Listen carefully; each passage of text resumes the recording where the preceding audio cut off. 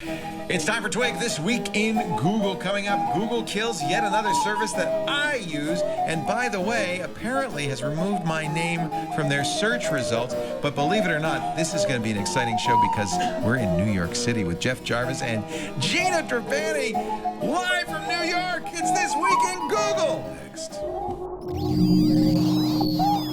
Netcasts you love. From people you trust.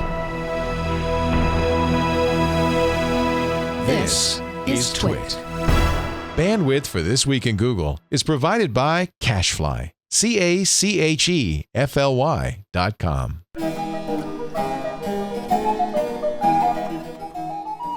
This is Twig, This Week in Google, episode 345, recorded Wednesday, March 23rd, 2016, live from New York. This Week in Google is brought to you by ZipRecruiter. Are you hiring? With ZipRecruiter.com, you can post to 100-plus job sites, including social networks, all with a single click. Screen, rate, and hire the right candidates fast. Try ZipRecruiter with a free 4-day trial now at ZipRecruiter.com/twig. And by NatureBox. NatureBox is dedicated to making smart, delicious snacking easy. They have over 100 ridiculously delicious snacks that get delivered right to your doorstep. Visit naturebox.com/twit to get 50% off your first box now. And by Gazelle, the online marketplace for buying and selling used gadgets. Shop from a variety of certified pre-owned electronics or trade one in for cash. Give new life to a used device at Gazelle.com today. It's time for Twig This Week in Google. Wait a minute, where am I? I'm having a dream that I'm in New York City. This is so cool. Oh, I am in New York City. There's Jeff Jarvis. This is a very realistic dream. Hi, Jeff Jarvis. It's good to see you. It's Welcome great to New to York. see you. We're in the CUNY Studio. Yes, we are. And as if this dream couldn't get any better. We hired a bunch of extras behind us in the CUNY newsroom to make it look real. But look who's here. Now I'm really having a dream.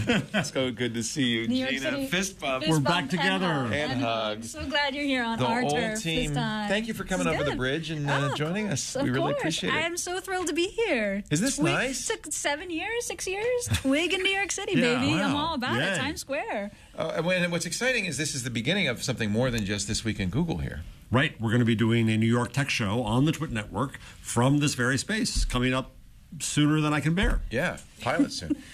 Let's bring in your dean. The boss. The boss. The reputed boss. Sarah Bartlett has been very much instrumental in this. Hello. Dean Bartlett. Good to see Thank you so much for joining us. So great. I am thrilled. And thank you for letting us borrow your team, because there's a whole, there's camera operators and a director, and this is fancy. I know, this is what we do here. It's really nice. It's only took us, 2 years from the time we hatched this idea in Petaluma. We're so thrilled to be here. It's serious business. I'm really delighted that it's going to all pan out. We're very excited about doing a show from Work New York him City, hard for too. me, okay? Yeah. Okay. Well, I heard his schedule. I think I will work him hard now that I know. That's the idea. Want our money's worth. So, All right, well, thank onward. you, Dean Bartlett. Nice Thank you to so see you. much. Nice Really to see nice you. to Thank see you. you. This is the City University of New York's Graduate School of Journalism. Right. And isn't it nice? Really nice. These are some very nice digs. Your tax dollars at work. Yes. Yeah. Yes, Not mine, indeed. thank God, Made me but- proud to be a CUNY graduate. I mean, Yeah, not from the amen. School of Journalism. I was Brooklyn College, but, Right. same CUNY's university. a wonderful institution. Yes, So it's it a is. public school. Yes, we're the only publicly supported graduate school of journalism in the Northeast. It's fantastic. And these are the students behind us. This is actually the newsroom. So As you can see very they're much working. in the... What are they working on? Stories, journalism, man. Is there a newspaper or what is it? No. They're working on stories for assignments, and then over there are some of the entrepreneurial students who are working on their businesses, and they've done reporting day, and they're back. There are ghosts in this building, though. Yes, there are. This is one of the most famous newspapers in the world. The old New York Herald Tribune was here Yep, and until rest in peace. 1966. The newspaper started by Horace Greeley in the 1800s.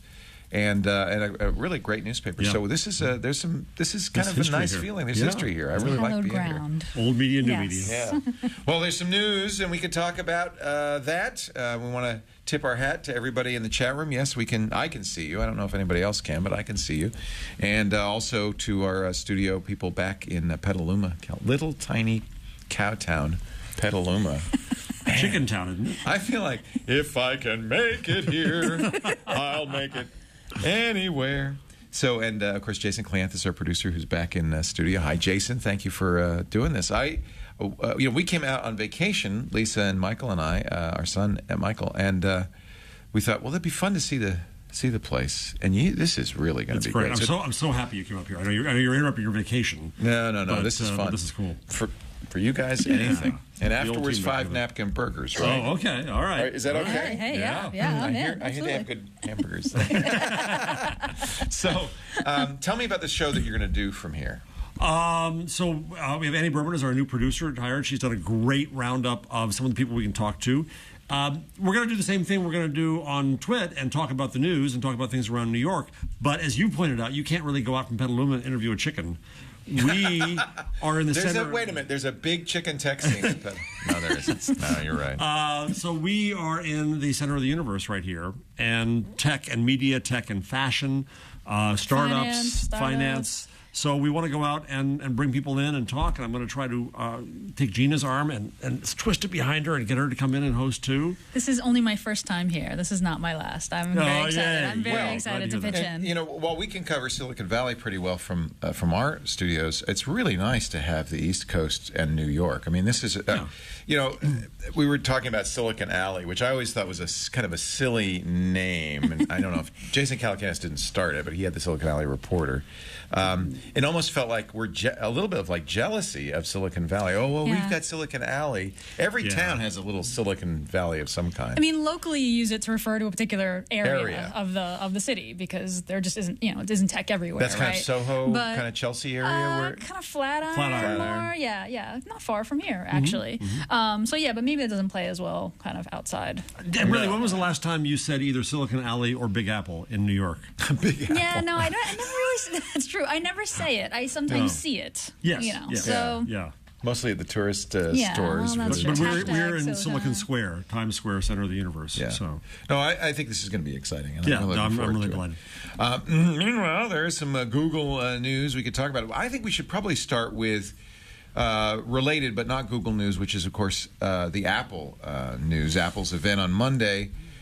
At that time, during the event, we thought Apple was going to have to face the Department of Justice the next day in court, that the magistrate judge would be ruling on the FBI's request that Apple help them unlock the phone. Tim Cook obviously thought so, and actually I thought made a very brief but very, I think, eloquent statement saying we never expect to be fighting our country, but we feel it's our responsibility.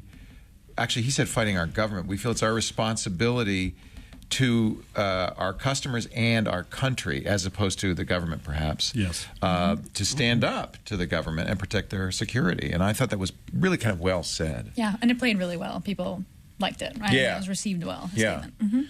And then shortly thereafter, later that evening, the FBI goes to the judge and says, Your Honor, we don't need to have a hearing. We'll defer this till April 5th. Right. We think we can hack it. Somebody's stepped forward. The latest news comes from Motherboard, which has been doing really, I think, good tech coverage, very good tech coverage lately. They say that they believe it's an Israeli company. Well, this comes from an Israeli newspaper called Celebrite, which is an Israeli phone forensics firm. Apparently, while Celebrite executives, this is from Haaretz, the Celebrite executives would not comment, they indicated they're confident that a completely hack-proof phone has not been invented, and they would eventually be able to unlock any existing system on their own. So they clearly must have demonstrated they could do it in a similar situation to the FBI. And the FBI's, they're hedging their bets. They said if they can't, we'll come back to you April 5th, and we still will ask for this help. So here's the interesting thing about that to me is in the world of hacks of things, the ethical thing to do is to reveal to the manufacturer the hack that you used. They're never going to reveal to Apple what they used. The New York Times had an interesting article talking about that, saying everybody, Google, Facebook, everybody has a bounty. If you find a bug, you could make as much as $100,000 bounty.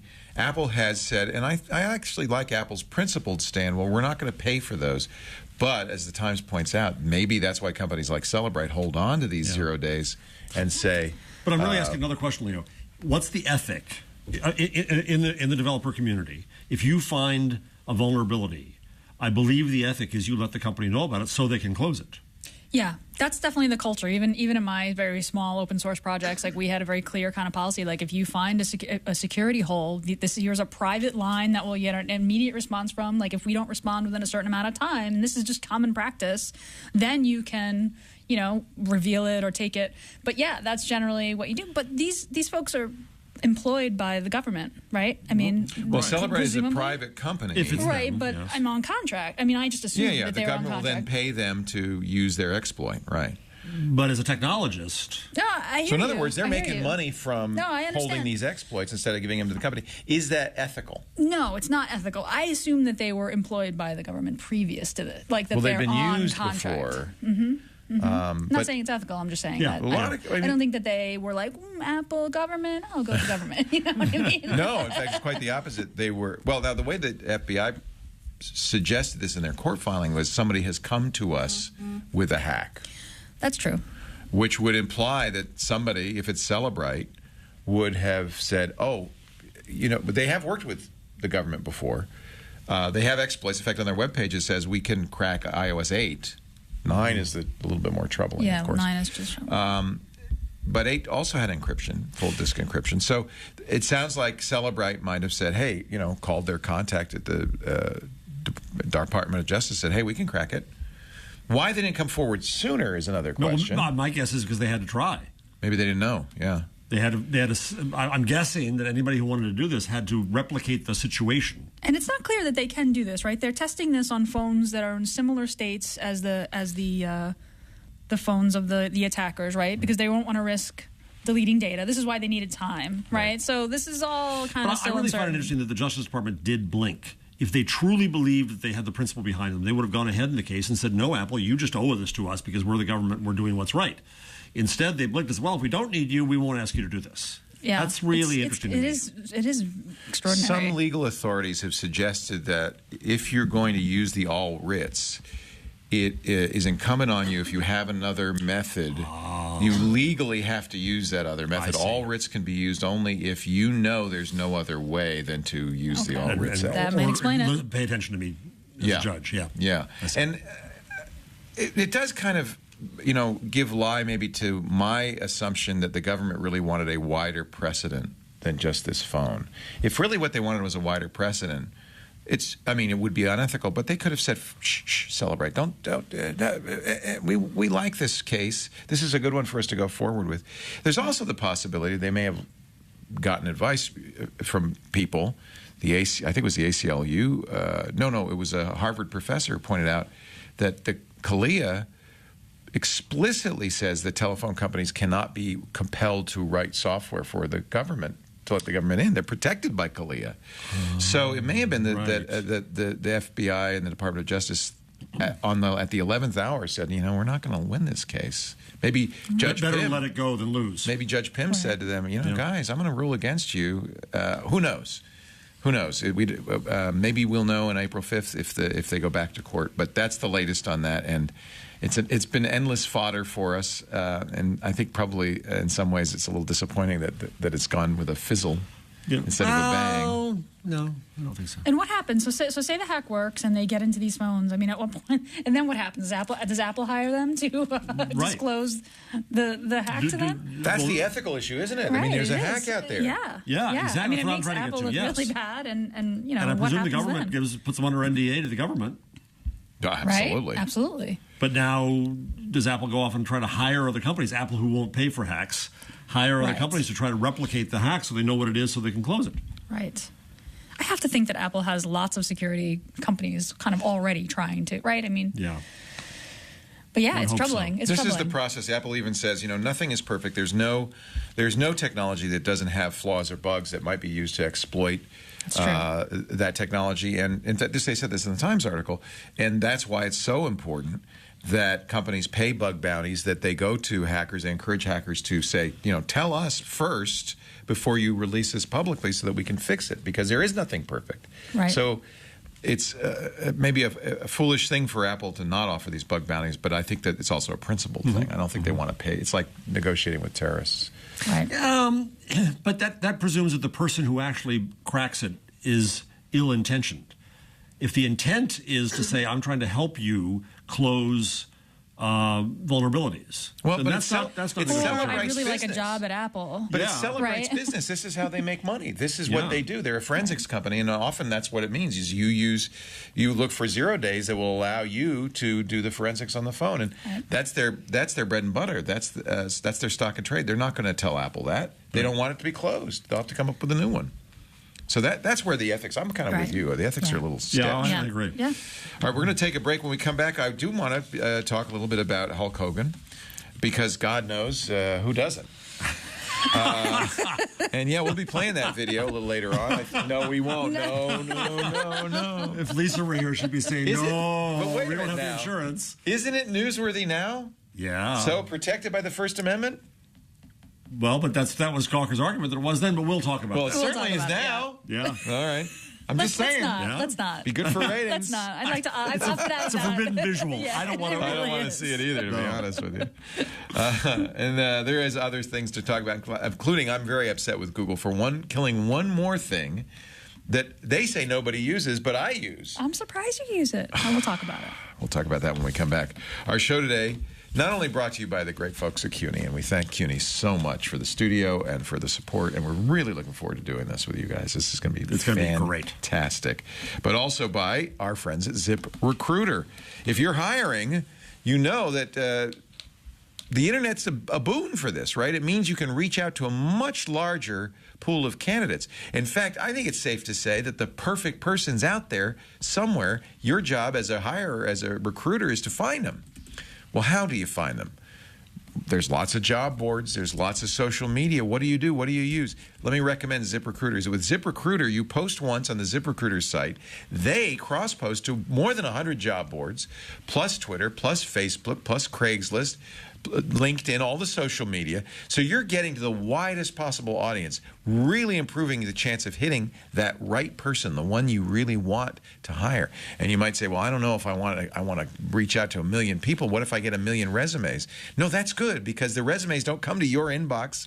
The people don't call you on the phone. They go into the ZipRecruiter interface, where it's very easy for you to manage many, many applicants. You can quickly screen them, rank them, and hire the right person fast. ZipRecruiter's got this down. No wonder, I think it's last time I checked, 800,000 businesses have used, 800,000. Last time we talked, it was 400,000. It's very popular, have used ZipRecruiter. Plus, they also have, because if you go to the ZipRecruiter site, you'll see they also reach out to job hunters. They have more than 6 million current resumes. They're going to match you to those right away. That means within 24 hours, the applicants are going to start rolling in, and you're going to find that right person fast. We got an email from Dan. I think he heard about it on the show. He's a happy ZipRecruiter client. He says, the hardest part of, there's a quote, direct quote from the email. The hardest part about running a business when you need to hire is that you have to spend extra time recruiting while you're short-staffed. But with ZipRecruiter, I've got quality candidates within 24 hours of posting a job. ZipRecruiter's website makes this process so much faster by letting me manage the candidates in one place. I want you to try ZipRecruiter right now, free for the first 4 days. That's probably enough time for you to get that person. ZipRecruiter.com/twig, TWIG. ZipRecruiter.com/twig. 4 days free. Try it, really. You'll do yourself a favor. ZipRecruiter.com/twig. We thank them so much for their support for this week in Google. I like the Chrome app launcher. Tell me about that. So you. How do you feel about I that? thought it was a tell me about little that. weird when they announced it. And it's only been around for a year or two. Yeah. But the idea is if you've installed Chrome extensions, and I do, I use a lot of Chrome. Anybody who uses a Chromebook has a lot of Chrome extensions. The app launcher then, and more than just on the Chromebook, because this really is valuable on Windows and Mac. It will put up an icon like it's an app, and the apps will be there, and you can run them as if they're standalone apps. Right. So it's sticking around on Chrome OS, right? They're only taking it away from Mac, Windows, and Linux. Yeah, and I they say believe. that nobody used it, Yeah, except that I used- did use it. Well, you're nobody. So you absolutely need it on a Chromebook because that's when you press the search button. That's what you're going to get, and it says all apps, and that's how you launch them. Right. What they're telling Mac, Windows, and Linux users is, oh no, you're going to have to go to the toolbar to if you don't have an icon in the extensions, you're going to have to go through the manual process of going to more tools and extensions and running it from there. I don't think that's a very good experience. Why would they kill it? And my real point, I think, is Google does this too much. And Microsoft has done this a little bit too, but they take a lot longer to give up on something. I use this as an example.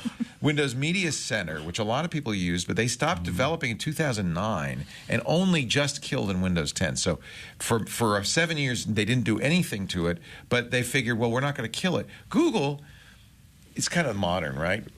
What is it? Facebook says, move fast and break things. Break things, yep. Kill things fast. But I think that hurts them. This is kind of an example. I mean, listen. Wave. I was waiting for you to be cruel enough to bring that up. I know. Listen, Google's a data-driven company. If they're not seeing the use that they expect, the critical mass of use, which has got to be a lot of use, right? I mean, they killed Wave because it was like, well, 1 million users, not so much. I'd kill for 1 million users. Can't they afford to keep these things going? They can, but you know what? Why would you? Even a company like Google, why would you expend resources on stuff that people just aren't clicking on? I'll tell you why. Because nobody trusts Google now. Because they keep taking things away. You're going to be much less likely to go all in on a Google. So if they were to launch another Google Plus at this point, I mean, I've been burnt twice. Buzz, Google Plus. I'm not going to join in another Google network. Google Plus is still there, Leo. But I mean, now we're talking about communities versus a little utility in your toolbar. You know what I mean? Yeah. And like, But it doesn't matter to them, is what I'm saying. Is they don't care. They'll kill anything. Community, Wave, little toolbar utility, doesn't matter. And that's very engineering driven. That's very data driven. That's very Google, right? That's so Google of them. Yes. That would be a good show. That's so Google. So Google of you. So Google of you, Leo. But doesn't everyone just have a browser open always? And, if you need to go to an app, you go to it, and the apps button is right here, and the bookmarks toolbar right there. That's basically the app launcher, right? I guess... I mean, this page functions just as well. I know. I'm not saying you're talking. You're saying what Google's saying, right? I am. I'm agreeing with Google on this. I feel like if they don't have the users, it doesn't make sense to support it. I wouldn't feel that way if I loved and used the toolbar. Like, Which I do. Get it. And that's the point, is that let's say it's only 1 million people, but every time you do that, right. I think you hurt your brand, and you show a lack of staying power that in the long run means people are going to be less likely to use your tools. I think I read that killing Google Reader is what led to Donald Trump. The Google Reader was... Wait a minute, is that true? Everything's being blamed for Donald Trump. It's all Donald Trump's fault. Yeah, so Google Reader is it. Google Reader was particularly painful. I'll agree there. I'll get you. So that's the point. Is it okay? So you don't care about this one, right? But you might care about another one. I just feel like it's a very, I guess what I would say to Mr. Google, if he ever asked me, is launch fewer things and stick with them. But Google's idea is let's launch 1 million things and kill a lot of them. Because they have no idea what people are going to like and use. Yeah. I mean, Gino is a 20% project. Like, I mean, right. I mean, they're big breakout hits. Google News, 20%. News. The thing I keep hearing about Google is that it has just hordes of underemployed people. They could keep a couple of guys working on But what they do is, so the underemployed person invents something new, and then they kind of say, meh, and they kill it. Yeah. Is it just me? I mean, maybe I'm the only one who feels this way. I just feel like it's not. It sends a message that is not necessarily good for Google. They must be aware of this. They're smart guys. Yeah, but maybe they don't care. I mean, if they maintained everything that they'd ever launched and didn't do so well, we'd still have null. No, I agree. So that's what I'm saying Buzz, is maybe do we'd have Wave, even Wave. I'll concede. Do more internal testing, launch fewer things, maybe. Right. Maybe that's why they always said beta. Yeah, but that's what's open. Somebody wrote a book about this. That's what's open about them. That's what makes them generous, and that's what gives us the in on helping tell them what products ought to be. And if we tell them, nah, we don't care, then they listen to that too. It's just impossible to predict what people are going to love and use. Like what are the things that people, I guess if it was easier to predict, there'd be a lot more successful startups. By the way, startups. they got to do something about Google Plus. I should post this image. So Google Plus is still good. I mean, I still follow people there. There's some good people there posting a lot of stuff. Mike Elgin, now that he's back on the road, he's in Cuba. He's posting there all the time, and it's great. I love it. In fact, I've been reading more Google Plus because of Mike's posts there. But I'm going along, and they have a thing called Hot Topics that you don't control. And I've mentioned this before. You don't control what's in Hot Topics. It's just them intruding into your stream. And in this case, it was an anti-Semitic rant. Yo. And it had, and I looked and I screenshot it, so I'll have to post it on Google+. It had like 3+1s. It had 2 comments, and they said trending topic. There's nothing trending about it. And this has happened to me a number of times where really kind of, it doesn't agree with my politics, but I mean, anti-Semitism is more than just not agreeing with my politics. Fringy stuff that I don't understand why Google's surfacing it. If it had 100 pluses, maybe, but it didn't. They also have less data now. Maybe that's they the have problem. something tuned to a lot of people using it. Because this guy posted? Yeah, One maybe post? that's it. Hey, it's not. I'm getting very few people. I mean, there's like 4 people I see now on my Google Plus feeds. Well, that's a way to kill it faster and faster, right? Well, look, there's an app launcher in Google Plus. That might be a reason. Oh, well, now I'm liking it.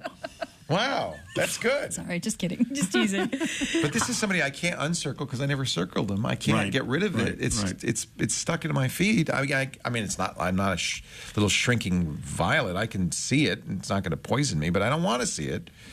I don't know. All right, enough of that. That's my personal problem. I'm happy. There should be a regular segment. Leo's Kvetch. No, that's your segment. You already own that segment. I rant, you kvetch. Oh, okay. What are you going to do, Gina? I don't know what I'm going to do.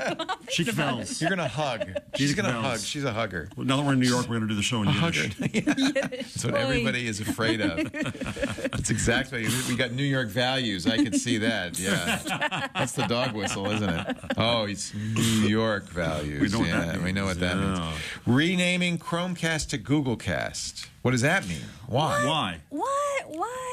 I thought Google Cast was the name of the protocol. I thought that it was like the technology behind the Chromecast. So now they they're have just a nice sort of page. merging them. If you go to google.com/cast, it's just the cast. it says meet Google Cast, as if we haven't met that as if before. as if we haven't met. Exactly. It may be, though, they want to get beyond the little dongles to something larger. Well, Neil wrote a really interesting piece about Vizio TVs and getting rid of the remote, oddly replacing it with an Android tablet. But the argument is that you just cast whatever you're watching. And so maybe in his argument, they're trying to with Vizio, they're really reinventing the notion and the experience of television. I like it that Vizio is acknowledging that maybe they're not the best software developers in the world. Actually, Vizio's smart TVs are better than Samsung's, which are really horrific. I have one, they're great. Yeah, the Vizios aren't bad. They're really good. Maybe that's why they want to make them even better. But requiring that somebody own an expensive... No, they sell you with the TV. You get the tablet that is just Android.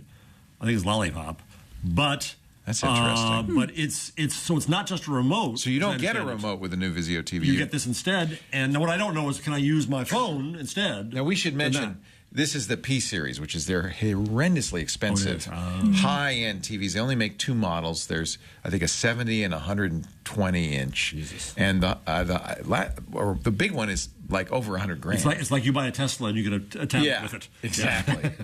So maybe isn't something that they're going to do. Well, but I think what it says and by the way, you do get a regular remote as well as a tablet. you do? Yeah. Oh, I missed that. Oh, but it says that you could be using your phone truly as a remote. Well, that's what I do with Chromecast. No. I think that's what's great about Chromecast. I think that's what they're saying.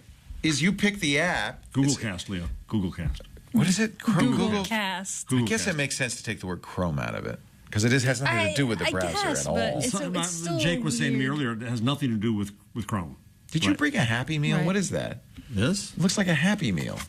Oh, it says the CUNY Graduate School of Journalism. You have your own cardboard. Isn't that cool? What are you going to do with that?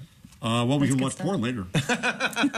No, seriously. Forgot about that. Maybe that was serious. I don't know. So why is CUNY doing? We're getting big into VR. VR journalism. One of our web video geniuses, That's Rob awesome. Sasha, is really learning a lot about it. I think doing that's these things. exciting. Yeah, very cool. Yeah. New York Times did that, right? They distributed those with the Sunday Times a few months ago. Cardboard is funny because it feels like the poor stepchild of Google's, to Samsung's Gear VR, and then an Oculus Rift, which is $700, and Vive, which is $800, and this is 59 cents. But it actually works. It works fine. It all, It's the right? most accessible VR there is out there. You have a phone and a piece of cardboard, and you get to try this out. It's a good gateway. I agree. To VR. Well, good on you. The needs of journalism in VR are very different because, for one thing, there's no fourth wall. So the journalist or the camera operator is in the story. Well, that's the controversy with the New York Times. No, the journalist steps out of the story, so the journalist is setting up the story. So they're saying to the subject, wait, stay hold there. on. Start packing your lunch in a minute, and then disappears. That's the problem. I don't like that. I think so. One thing I was just So you should be in the shot. You're part of it. To my colleague Bob, I was suggesting we should do kind of a how-to of how is it made, so you see what happens, and you then see how to do it ethically as opposed to But staging. it even starts here, Leo. I think we've gotten a bunch of the thetas, which you used on your cruise on the. Yeah, I have it with me right. actually. Yeah, and I think there's the opportunity there for journalists to start thinking in 360. I agree. In immersion. Somebody else just did a 360 of an interview with somebody. That makes no sense to me. So I'm going to look behind me when there's nobody talking, right? No. But It's about immersed place. into space. Yeah. Right. So that's where I use it on a cruise ship. I was thinking about using. We went down. It was very moving, by the way, to the 9/11 museum and memorial. And I was thinking I was going to use the theta there, but then I actually thought better of it. It seemed inappropriate, but that's the kind of place. Did you take where pictures there?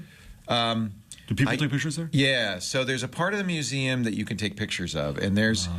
Amazing stuff. The last pillar, when they were cleaning out the rubble, they left one steel beam there till the very, very end, and people were covering it with names and memorials. And then with great honor, at the very end, they took it down and they escorted it out, and they were salute. It's quite moving. They have pictures of it. They're saluting as it goes, and then of course they built a beautiful memorial. I know you guys both. No, I can't do it. I haven't been able to do it yet. I'm going to do emotional? it. Leo's saying to me that I should. Can't do it. It'd be cathartic. Well, we should. Here it is 15 years later. Yeah, it's been a while. I would like to go to One World Trade and do the elevator ride. I hear is amazing. I heard that's amazing. No, maybe not, Jeff. Not doing that. I'm going to do it. I think it's one of the most beautiful and appropriate memorials I've ever seen. It's very difficult. Imagine, how do you do a memorial? And there was, I'm sure, a lot of debate about, do we rebuild? What do we do with this site? Yeah. And I think they did exactly the right thing, which is they didn't rebuild on the site. They built next to it, this beautiful building. Right. What is it, One World Trade Center now? Is that what it's One World called? Trade is the... But where the bases of 1 and 2 were, is a kind of a there's a hole in the ground, and then there's a waterfall with a second you seen hole. that? Right, the footprints. I've seen drawings of you it. haven't gone there. So moving. I've gone to that. And then all the way around it, the names. And in many places, I wanted to take a picture. Again, I just didn't want to intrude, so I felt I didn't do it. But there are roses and flags and memorials. Every time walking by, I'm like, can I do this right now? No, I'll do it later. Yeah, well, I understand. Yeah, it's very hard. yeah. So in First that time shot, if you're watching video, at the top of it is the new building, and then the 2 squares below that are, this is Google Earth, are the memorials. And they're really very touching. My response, and so the first time I went, they had huge security. It was worse than going to an airport to get in. Now it's open, but then it was very closed. Yeah. And that was disturbing. Yeah. What has happened to us? And I had an odd reaction. This will be controversial, but not for the first time. I actually think that it's too big, that it leaves the scar forever in the city, and life goes on, and things get built upon things. Look at ancient cities, right. And for this to forever be hallowed ground, it's like, I don't really understand and I'm not criticizing for a second, but putting a memorial on the highway where someone died, that would be the last place I'd want a memorial to me. Is where I died. where you died. Yeah, Yeah. yeah. Do it somewhere else. I mean, I get it. I understand it. But it's just not what I see. So what we did was we said, this is hallowed because people died there. Well, yes, but they've died all over the city in various ways. Yes. And you can't lock off everything that had tragedy associated We with it. were walking by City Hall, and of course that was a notorious British prison camp during the Revolution where many more people died and suffered for years. And now it's a park, and it's not a memorial at all. In fact, I only knew that because of Foursquare. I was going to say, boy, your history's good, Leo. I know, I'm impressed. Did you know that you're on the site? And actually, that was a very neat use of Foursquare. Foursquare is fantastic in I New was York really City. pleased. Yeah. I learned something. So I don't agree with you. I understand. I actually don't disagree with you. And you have more standing to say that. Saying that it was an emotional reaction. I can understand that completely. And totally legitimate. And yet it is a beautiful memorial. It is. And I think we need memorials in all sorts of places. And it's a beautiful, it's a really touching memorial. And then next to it is the museum, which I had seen the memorial before, but I hadn't seen the museum. And I know you guys haven't. Right. And that is something you will have to gird yourself for because it is very heart-wrenching. Yeah. And there's tissues everywhere, and people needed them. Because I needed them. It was, but so you can take pictures of parts, and I did take some pictures. But then you go into an exhibit where you're not allowed to take pictures. And that's where there's sound and video and pictures, and it brings it all rushing back. So don't go there. I'm going to block off a couple days for that, I think. Yeah. Maybe Yeah. it's time. It's been a long time. Yeah, You know, it has been a long on the time. morning of I was riding the PATH train, which is where I was on the morning of 9/11, and I was riding it on the morning of the Belgium attacks, and it just kind of brought it back. Yeah, I had flashbacks to just seeing the faces on the PATH train that day. You know, I have the same reaction to 9/11 and to this Belgian incident. I just don't understand people and why they do that. I understand the anger that people feel as we bomb them with, However, these were predators. Belgians. Yeah, and they're taking innocent lives. I mean, I understand the anger, but I think we just need to stop all of this and maybe truce, and we can figure it out because it's so sad.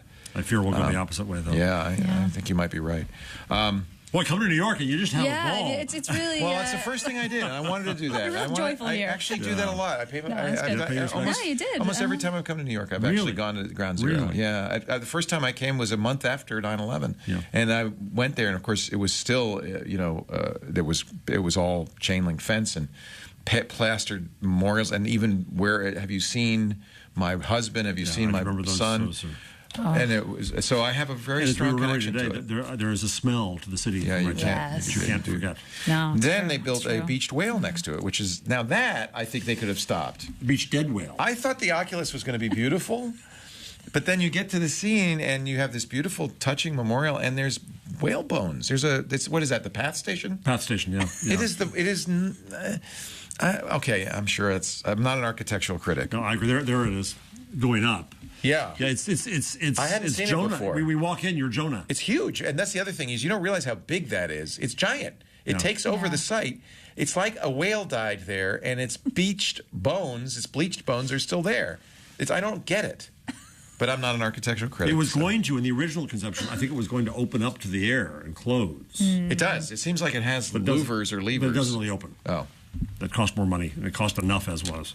Welcome back to This Week in Architectural Criticism. All right, we're moving along here. How about Tesla using Google Glass to help build, speaking of Tesla, to help build cars in its if factory? anyone can find a use for that damn thing, it's Tesla. It's Tesla. Actually, it won't be Google Glass. It won't be. Well, it's going to be from a company called Vuzix. They're using Glass and Vuzix at the Fremont factory. They're comparing the platforms, so there will be a winner at some point. But it makes sense. I mean, you think of Teslas being built by robots, but they're humans. Yeah. For now. And this is a legitimate use case for glass-like technology, I think right? so. Surgeons and, specialized work like this. I would think it'd be more useful, though, in repair than in assembly. Yeah. Assembly, you know what you're doing. Right. You have a task. It's just, do it. Yeah. Right. Flip the widget. This is actually apparently a picture of a Tesla being made. I think you've got that 9 to 5 Google from glass. That's a picture of a glass, and you see the VIN number in the glass, and you see details: start, repair, get help. It's very interesting. Very interesting. Gadget Hog in our chat room says that design is very typical of the architect Calatrava who did it. Yes, it is. He does that kind of thing. So. Controversial as he is. They knew what they were getting. Mm-hmm. And the BCE Center in Toronto is built by him. That was, that has that, it's not whale bones, but it has that same kind of curvy shape. Interesting. Moving along here. Google Glass. Albums in photos are smarter. I love photos. Behind the scenes, we took pictures of the set and stuff right before we started. I copied the pictures to my lovely Galaxy S7. Very nice. And then now it's a Google. It's in Google Photos. Thank you to Jake, your son, for taking those pictures, by the way. And I'm going to share them off to the studio, and we'll probably have them up before the show's over. Another great use, I tell you, of Google Photos. Look at that. I could just share these as a shared album. These albums are getting smarter. You can add maps, locations, and captions as well. So a new shared album. I'm going to create a link, and then I'm going to share it with email with Jerry. Jerry, you're going to get pictures in the email. Let's see it. Let's see. We'll do it in real time, see how it works. What else? Google asked 1,000... Go ahead, you take this one. Yeah, take that one, Jeff. I want to hear your reaction. Google asked 1,000 British teenagers whether they wanted to start a startup, and I think not many said yes. Sorry, most of them said, no, I don't, no, what are you talking about? Only 22 of them said... Of the 1,000. I don't want to start a startup. 22%. What do they want to do? Oh, 22%. Well, that's not so bad. That's not so bad, Better actually. than 22. Because if everyone wanted to start a startup, then there'd be nobody to hire to start your startup. That's true. It is interesting, though, that these kids are like, I'm going to be responsible and get a job at a stable company and not be so reckless. But you know what, Gina? It is a little scary. Even though you're still but a pup, how would you have felt about doing the startup you're doing now when you were 22 years old? No, I wouldn't have done. I would not have done it. Right. So a lot of my entrepreneurial students go get jobs. Yeah. They learn the business. That's appropriate. They go get jobs. Yep. But they still have the bug. The virus won't leave them. It's like Yep. Zika, Right. and they then go start their company. No, that's true. That's true. I always kind of considered myself a late bloomer. I became more risk tolerant and more confident as I get older, which I don't know what that was about. In college, I would have never thought about. Although, you know, when I talk to my nephews, I'm like, have you thought about maybe starting a business? You know, like there's employers and employees, kids. Like you want to be an employer. You know, like I give them my whole speech.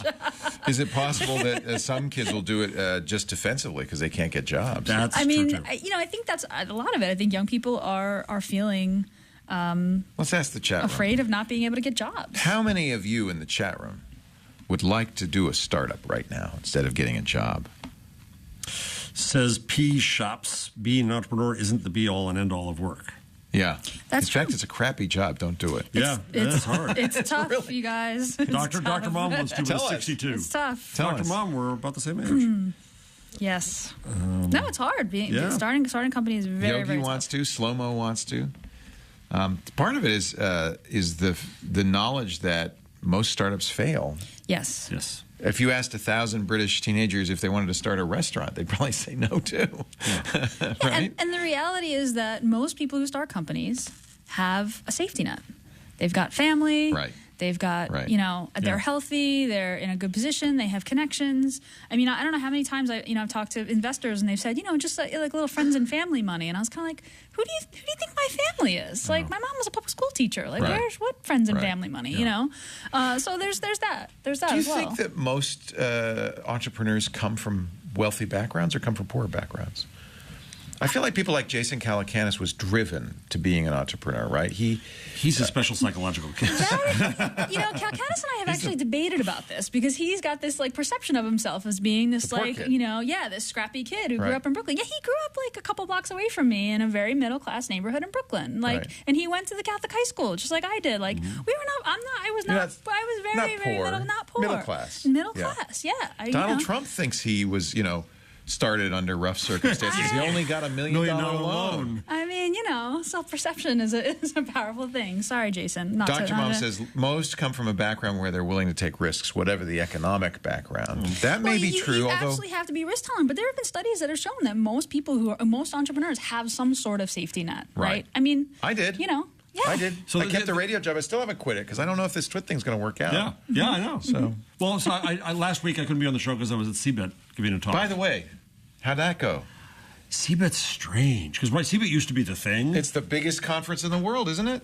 No. Well, because they lost all the gadgets to Mobile World. Right. And who buys PCs and all that kind of It's gadget become anymore? Comdex was. It's Boring. all big iron Yeah. and stuff like that. But then what matters there now? The cloud. How do you show the cloud? Yeah. Right. It's very abstract. Amazon came with a big blow up cloud, and you go inside and there they had a few desks. Right. There's nothing to show. There's nothing to see. Right? It's virtual. It's all back there in Armonk. So just imagine, if you will, There's a couple of a tablets. bunch of servers. So with the European, part of the reason they had me over is to kind of beat them up about starting companies. And the one thing I do say is that at least in the U.S. we have at least 5 times the venture investment of Europe. Yeah. Some estimates 10 times, but call it 5 times. Yeah. You're not going to get a Google if you don't invest. And you've got to have risk. The paradox here is, the irony here, I think, is that in Europe they do have safety nets. Yes. I mean, not that you could live on them entirely, but you can have health insurance. You can leave your job. You can do other things. Your kids can go to college. But there's a risk aversion, especially in Germany, but in Europe. And I say at the same time, I think we've fetishized risk in the U.S.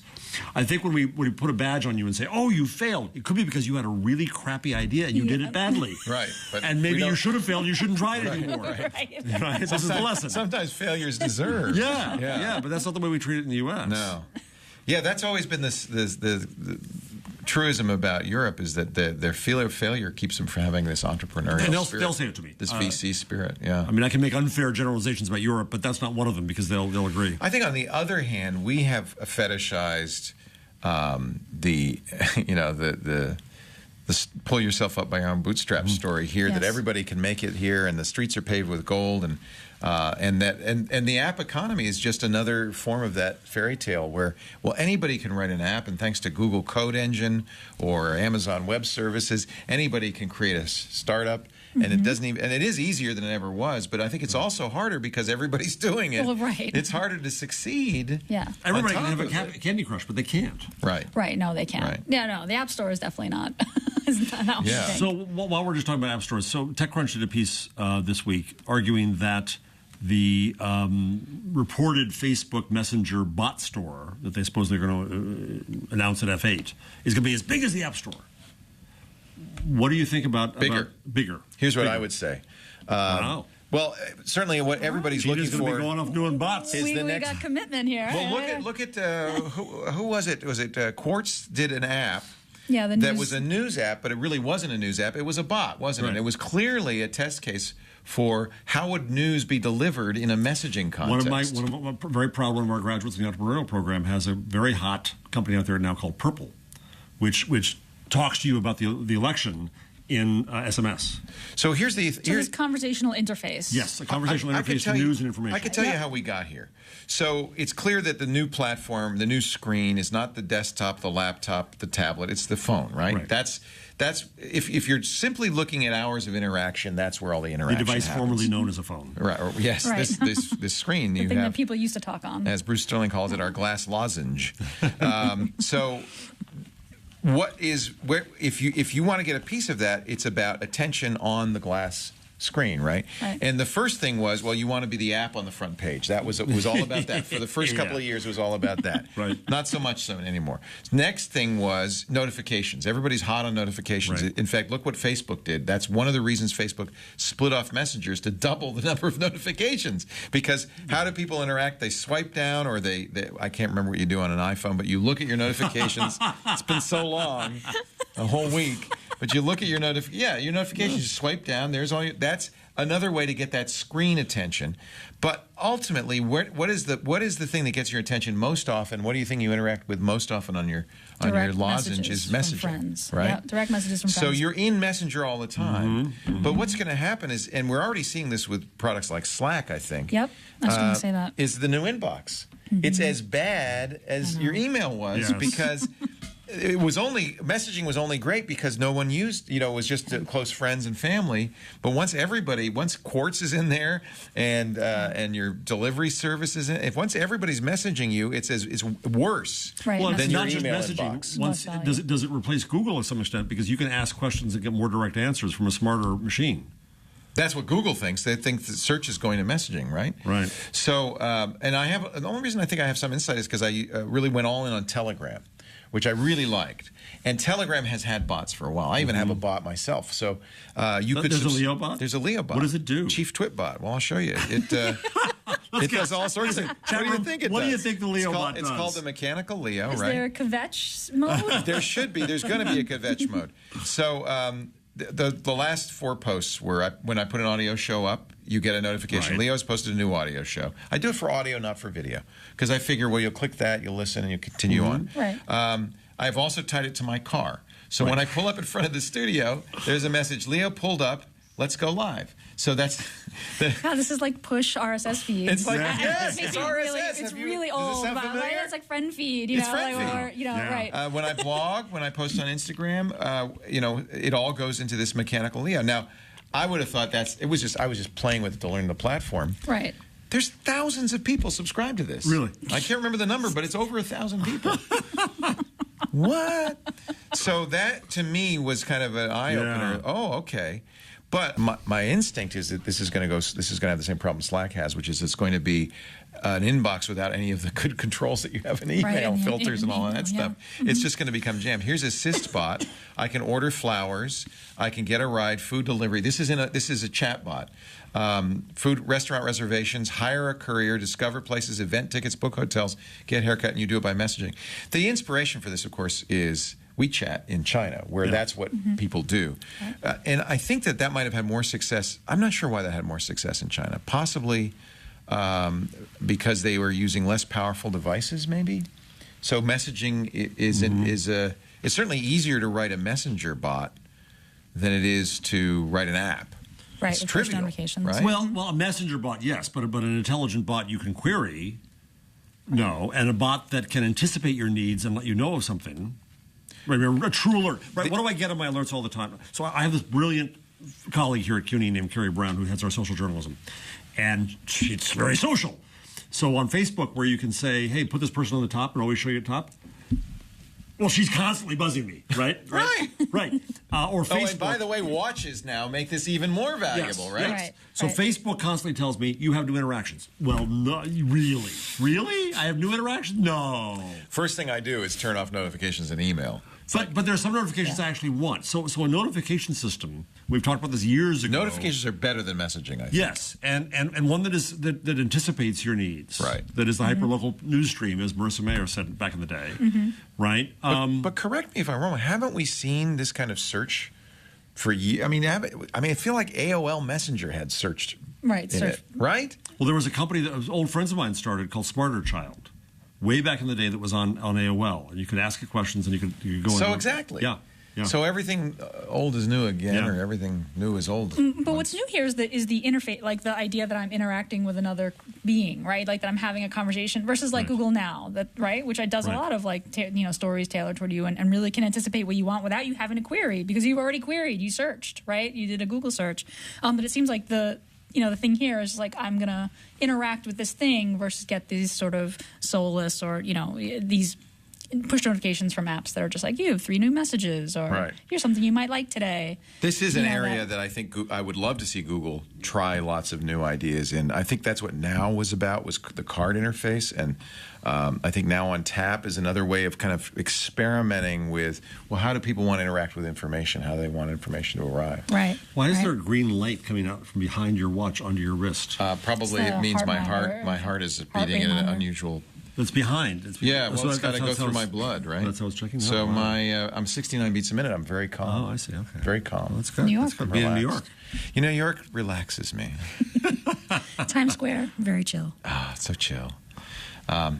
God, 2 in the morning. They've got characters out there. I don't even know, but I just love that your advice is don't hug the Don't Elmo. hug the Elmo. I tell the students that don't hug the Elmo. Cannot bring my toddler. Who does it?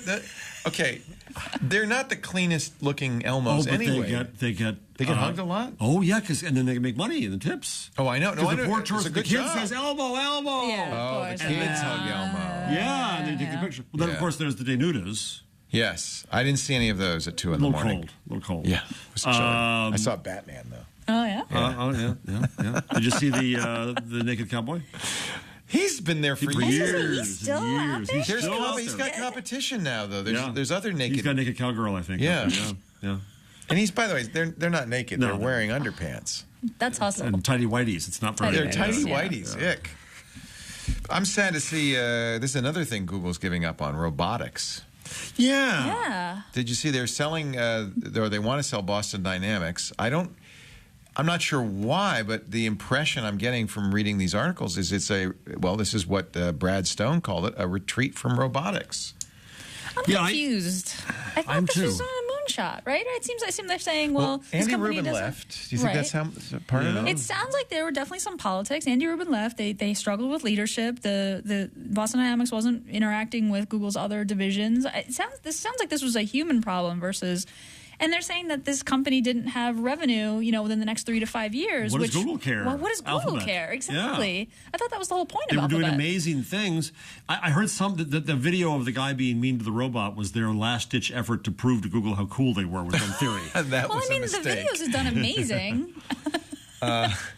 Google seemed concerned about the PR issues around Military. people getting upset that robots are going to take over. Well, the truth their is, jobs. one of the primary revenue streams for robotics is going to be military and police. And Google did pull back from that, but then you're hampering the company. Well, Yeah. Boston Dynamics did have military contracts. Google said when they acquired them, well, we're going to let those lapse, but apparently they didn't or weren't able to. Brad writes in Bloomberg Business, tensions between Boston Dynamics and Google partly was because they didn't want to work with Google. They were reluctant to work with Google's other robot engineers. Now, it's not clear if those engineers were robots or they were real people working on engineers. So, Brad, again, when you're writing about robots, it's very important to be. I want to. I imagine like the Android statues out on Google's campus, kind of like having it out with the robot dogs. But also, part of the problem was, as you said, that there was no clear path to monetization. I mean, I just didn't realize that was a concern for the other Alphabet. That seems strange to me. It does. It did to me too. Jonathan Rosenberg, who is an advisor to Larry Page and a former Google senior vice president, said in a meeting.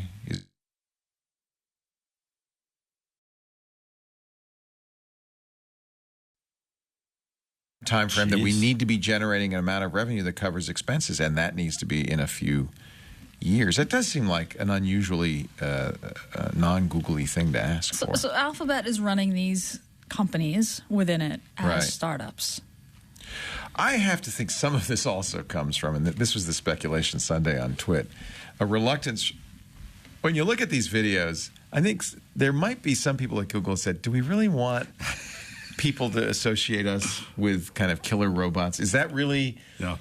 That's maybe not the right message to be saying right now. And people who are not as if we mean to don't already robots have- and make you sympathetic with a robot. Yeah. It's all a screwed up world. We're already struggling with trust, you guys. Let's not make this worse. That actually rings a little bit true. I mean, they've got to be a little bit aware of that. But isn't a self-driving car a robot? Yeah, well, it is. Yes. And that's the problem, is that Google has other robotics divisions. Yes. We're getting some blips every few seconds on the stream, apparently. I'm hearing from our people back there. I'm afraid of that. Is it possible for us to dial down the quality to improve the stream? Can that help? Can we do that? What do we think, guys? They're going to do that. Okay. Thank you. So, yeah, quality is not quite as important. Because we're recording here, we can send. Yeah, but send you also the most important thing is audio quality. Video is secondary, and continuous audio is probably the Yeah, I saw it going primary on. I thought that was just us. piece of importance. Yeah, we actually, Jason, have a feed back of the stream here. So, continuing on. What do you think, guys? Actually, you look, see what you want to talk about all right, next. all right. We'll both look. You haven't installed N yet. Yeah, I did on my surprised. other phone. Oh, okay. Nut roll. Yeah. Android nut roll. Yeah. I finally got a use for my old Nexus 6. Oh, this is your secondary phone. Okay, I was going to say on But your I'm on your surprised you daily didn't put driver. it on your Pixel. No, because it's a little It's early. dicey. And I also haven't put had on, any problems with really? it. I have it on my Pixel and my 6B. I put Fi on the phone too, and so when I went to Europe last week, Yeah, how'd that work out? pretty well. I got because I'm on AT&T Unlimited, I can't use this as a hotspot. Right. So I could do that in Europe. Right. On And slow, Fi. very slow. Well, no, it would come in at 3G sometimes. I mean, 4G sometimes. Really? Yeah, Nice. LTE. For free. Yeah. Well, for the data charge. Right. Yeah. Oh, that's right. So with T-Mobile, it's free. Free? Yeah. Oh. I know it might count against your data cap. Okay. But at that speed, I don't think it's something to worry about. I feel like at some point it gets That's slow. one of the things that's weird about Google Fi is you pay as you go, so you don't get a bundle of bits to begin with. Right. But it worked fairly well. Good. We'll talk a little more about Nut Job in a bit. Now that's the one That's the even though name. it isn't really the Android most Nut PC Job. language. That'd be good. Nut roll. I like it. Nut Roll's my favorite. Nougat. Nutella. Everybody thinks it's going to be Nutella. I don't know. Nah. That's their brand name, right? Yeah, they're not going to do it. Again. I feel terrible about this. I did not bring snacks. And now I have to do a NatureBox ad, and now we're all going to suffer. We are. I should have brought some from home since you sent me nice enough to send them to me. Google Android NatureBox. I bet they'd make a deal. Yeah. I bet they'd make a deal. Yeah, there you go. NatureBox. Back at the studio, we got NatureBox galore. I can't remember how many boxes a month we get, like 5 or 6, because the staff loves them. NatureBox sells snacks. They deliver them in a box to you monthly. Snacks you want, without wasting time and without going to the machine, which is about what Jeff's about to do. Go to the machine and get a stale candy bar. Do not. They're bad for you. Greasy, oily, trans salty. fats. No. NatureBox, they have all kinds. They have sweet, savory, spicy. You get to choose. There's more than 100 snacks to choose from. There's vegan. There's no sugar added. There's non-GMO. Some of my favorites. I love the Asiago and cheddar cheese crisps. See, I don't want to do this. I want the dried pineapple right now. Yeah, that's the best. That's really a happy box. It's a happy box. The happy box has arrived at my house. NatureBox is a happy box. This is a new one. I haven't tried the guacamole bites. Oh, is there avocado in them? Ooh. Sounds good. Super easy. You fill out your snack profile. You get personalized recommendations. Oh, wait. Your snack profile. I have a snack profile. Just everything. Well, you might say I want more salty than spicy or more sweet. Are they going to have a messenger bot that I can ask? Oh, that would be nice. Interact with your nature bot. I want to share my snack profile on Facebook. I want a nature bot. They don't look. You shouldn't eat anything you don't like. If you get a snack and because they want you to experiment, and you say, well, I'm not a jalapeno guy. No problem. They'll replace it in your next box for free. So it's just great all around. Naturebox.com/twit, and we're going to get you 50% off your first box of delicious and unique snacks without any of the junk. 50% off naturebox.com/twit. What was I thinking? Why did I not bring a NatureBox with me? I know. Shame on you. Oh, man. Android N has a free-form window mode. At least I've been reading about it. I haven't been able to make it happen. Kind of like a computer, like with Windows floating and stuff like that. Article by Ron Amadio in Ars Technica. He says, it's in the code, in the developer documents, but apparently there's a way to do it. So I don't. Do you have your N with you? Hey, Jake. Can you go get me the other phone from my office? To me, this is about the Pixel C, because then you have a desktop operating system, right? Even better than a Chromebook. The mode has to be enabled. Once it's enabled, you'll see an extra button on the thumbnails in the recent apps screen. So you hit the thumbnail button, you get the recent apps. To the left of the X button that pops up after a second or two. This is Ron says this. There'll be a square shape. And that will be, you press the square symbol and you'll be whisked away to a screen showing that app in a floating window on top of your paper. But the windows aren't floating above the Android desktop. The background is blank wallpaper without any of your icons or widgets. So it isn't exactly like Windows. You're just in a floating app world. And you can drag the apps around and they have close and minimize. You can resize the window. Apps will auto-switch between tablet and phone layouts depending on the size of the screen. That's one of the things Android has a real advantage with. Yeah. You're an Android developer. Yes. I'm going to be contrarian, though. I don't want this. You don't want this? I don't want this. Well, not for my phone. So this won't be enabled for a phone. For a tablet. Maybe for a tablet. I like that Android is a single tasking. I don't want it using up cycles or battery to do this kind of thing. This is a computer mode for me. On a tablet, though, this would be awesome, wouldn't it? I guess. I don't know. It works with a mouse even. You can even plug a mouse in. Why? I mean, why? Well, you don't have to turn it on. Okay, well, that's fair. That's fair. Shoot, I didn't get my key.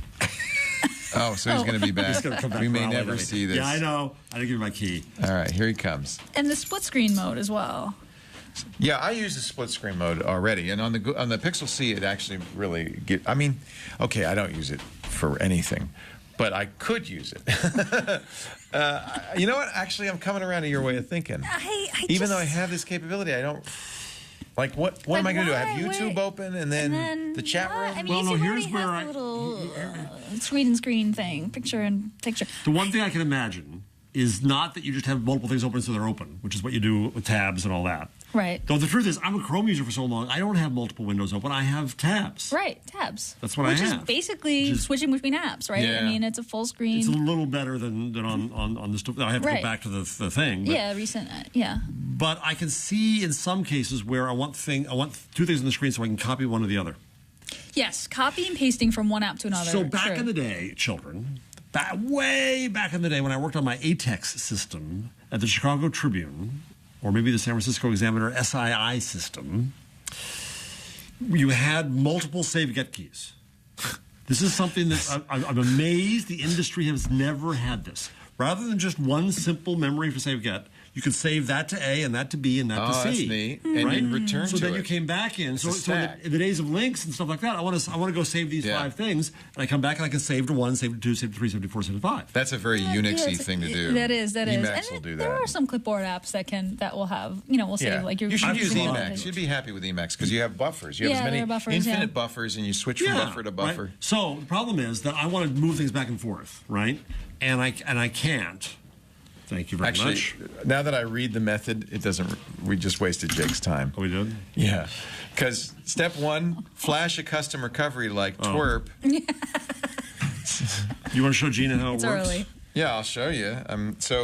The We don't key. have, we don't have the over the shoulder camera yet, folks. The key is you have, right. You just imagine. This is like, just like audio. Microsoft had an event where they had a guy who was great. He was doing this demo of Windows 10. It was really cool, except they never showed his screen.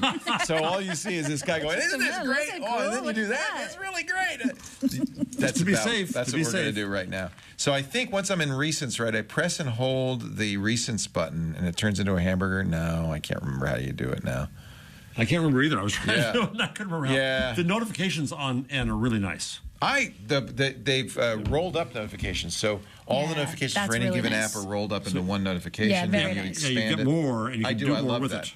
Not enough delineation between each group, but whatever. They'll tweak the design for my taste. But yeah, I really like the rolled up notifications. So That's what very you're going to nice. have to do here is you're going to have to enter the ADB shell and just type well. CD Yeah, / systems / permissions, and then you need to use set. You're familiar with set. You know how good I am at this. Okay.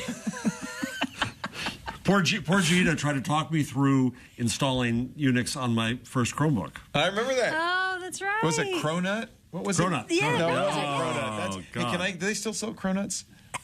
Here, I can I go know. get a Yeah, you Cronut? probably Is that can. fad is over already? It's so over. It's pretty Leo. over. It's but so I'm tourist. sure that someone will be able I always to called sell it you a Cronut, but it wasn't Cronut. It was. You know, This the is other thing I've 48. always admired about San Francisco is that they ghettoize the tourists. The tourists go to a city that the San Franciscans never go to. We don't just go put to- you down at Fisherman's Wharf so we don't have to and see you. Ghirardelli Square Right. and all that, right? So that's what Cronuts are. We faked you out. That the tourists go stand in line there like idiots. No New Yorker I worth want a his salt is Cronut. going to go get a friggin' Cronut. I want a Cronut. Times Square has a little bit of that. There's It a is. lot of bit of that. Not south of 40th Street, Yeah. where we are. where the That's real true. people are. Fair enough. Okay. Yeah. Fair enough. What do you think of Google Now's new, more I haven't natural heard it. Can we hear voice? So I listened to this video. I did not hear a difference. I did not. They said it was subtle. It's so subtle that I did not hear Is it? Do you have It's to? like the is it change in the Kraft download? Do you have macaroni to and download cheese. it, or is it? It's rolling out. So there's a video in the article. I don't know if it's Android Police, but where it's purportedly, allegedly, the new voice. I watched it. I didn't Okay, hear the Google difference. now. How come your phone responded? Okay, Google. Stop it! I'm talking to this phone. Sorry, no. Oh, now I've really screwed it I'm up. talking to this phone. Okay, Google. Who is George Washington? Here is some information about George Washington. Oh, yeah, that sounds different. Or maybe No. I'm Yeah? imagining it. You're imagining. Listen, this is your work, so you hear things that maybe I don't hear. That sounds different. Did it sound different? Okay, Google. How tall is Larry Bird? Larry Bird is 6 feet 9 inches tall. Yeah, sounds like a nicer person. Okay. Doesn't she? Yeah. Okay, Google. Who is Leo Laporte? Oh, you didn't get a voice response. What? I've been demoted. Did you used to get a voice response? Yes. Wow. This is the rule at Twig. We at some point we're Googling ourselves. Like that's every few See, they episodes. kill good things. I guess the show's dead now. No more this week at Google. You can't screw with the The boss. Amazon Echo knows who I am. But you've got the knowledge. You've got the good. Alexa, who is Leo Laporte? That'll piss him off Oh, out there in the world. Dr. Mom's going to kill you. Oh, man. That's really disheartening when that happens. Aww. God. They used to tell my whole biography and... I'm sorry, Leo. You still mean a lot to us. By the way, Unixy is spelled U-N-I-X-Y, not E-U-N-U-C-H-S-Y. Okay, just I want to make that clear when I'm talking the operating system, not the castrati. I sounded like that voice was different a little bit, but maybe I could be imagining that. I think you're imagining it. So I think they fool with you. So I'm at an event last week about the Trust Project, which Google's helping out. Yeah. And the wonderful guy who's the product The manager. Trust Project. I'll tell you about it in a second. Okay. So the wonderful guy who's product guy for AMP is there. And I've been trying to demonstrate AMP on my phone to people, and I'm not getting AMP content. It's slow. And I said, what the hell am I? He said, oh, there's an A/B test. Oh, and you're in the B. Of all the people in the world, I'm the guy who's selling AMP more than anybody on earth, and I don't get So AMP. on your fail. browser you don't get it, or where are Yeah, you so not getting he it? had me open up an incognito window, and boom, there I got it. Oh, so how did I want to see this? You ever seen AMP work? I don't think that I have. What? I mean, Okay, so do a understand what search it for is. Obama. Okay. But don't do it. You can't do it on your desktop. No, you have to do it on phone. mobile. Okay. That's why you haven't My seen it. pho- Here, my you can phone's- do it. my phone's G.C. No, charging you can over do it there. on mine. Here, wait. So, because I'm in the A, I'm Yeah, sure. hell with My you, phone's Leo. charging. Okay, over so you can see that this is, by the way, this is still the problem I have with Yeah, AMP. I agree with you. I agree with you. Now we're AMP results are way up above Yes, I normal agree. results. I agree. So this is an AMP yeah. carousel, right? Yeah. See how it says AMP there? So click on one of them. So I'll click on BBC News, Argentina Get ready. Dirty War. Bing. Now go to the next one. Just go. Just, Oh, I can do it this way? yes. Bing. The content's already there. loaded. It's Bing, fast. it's there. That's really fast. Whoa. Sorry, I said Sorry you Bing. can't That's see the word. this. They have a typewriter here named Bing. And what is this blue bar action? This means that we're That's that where we're the looking at would-be the carousel. Google, the Google copy, and it's hosted on Google. Well, it doesn't have to be. But it can It be. can be Can cached be. on It can be Google, cached right. on Google. You get free CDN from them. And we're gonna get the chat room's gonna go nuts because we're gonna get back into AMP and Leo's Oh, confessions. sorry, I didn't No, mean to. you know what? I've come to terms with AMP. I'm okay with AMP now. Until It's they just took one away more your voice it's response. one more indignity I have to suffer from Google. Better or worse than instant articles? One of the reasons I've kind of gotten over it, I wasn't clear, but I've really verified this for myself, that AMP is compliant in the sense that if so I didn't like, for instance, that it doesn't use the IMG tag for an image. It uses AMP-IMG, right? But the way it handles it is browser invisible, right? So it's in a CSS. It's a CSS extension, so your browser still will use the image tag if you're not in AMP land. Right. And so I don't have as much problem with that. That's just using CSS in effect. Right. I still Right. don't think it's. I still think it's a little bit of a power grab from Google, and I really don't like it that if you want to be at the top of Google's mobile search results now, you have to be an AMP Yeah, page. I think that's not a problem. right. I think Google that's- should set a standard for speed, and however you get to that standard, you should be able to be there and be promoted as being fast. Yahoo. I search for Obama. I get a Yahoo News story, which I think is not amped. No, in fact, that's nice. It pushes me to an ad for Yahoo's. Install the Yahoo install. app. But then there's the carousel, and I have to go now below the carousel, below They the say that they'll knowledge put graph, a few stories above. below but the profiles. to This get is to the real all search Google results. content, and Yes. now here's a search result. agree. And then Twitter.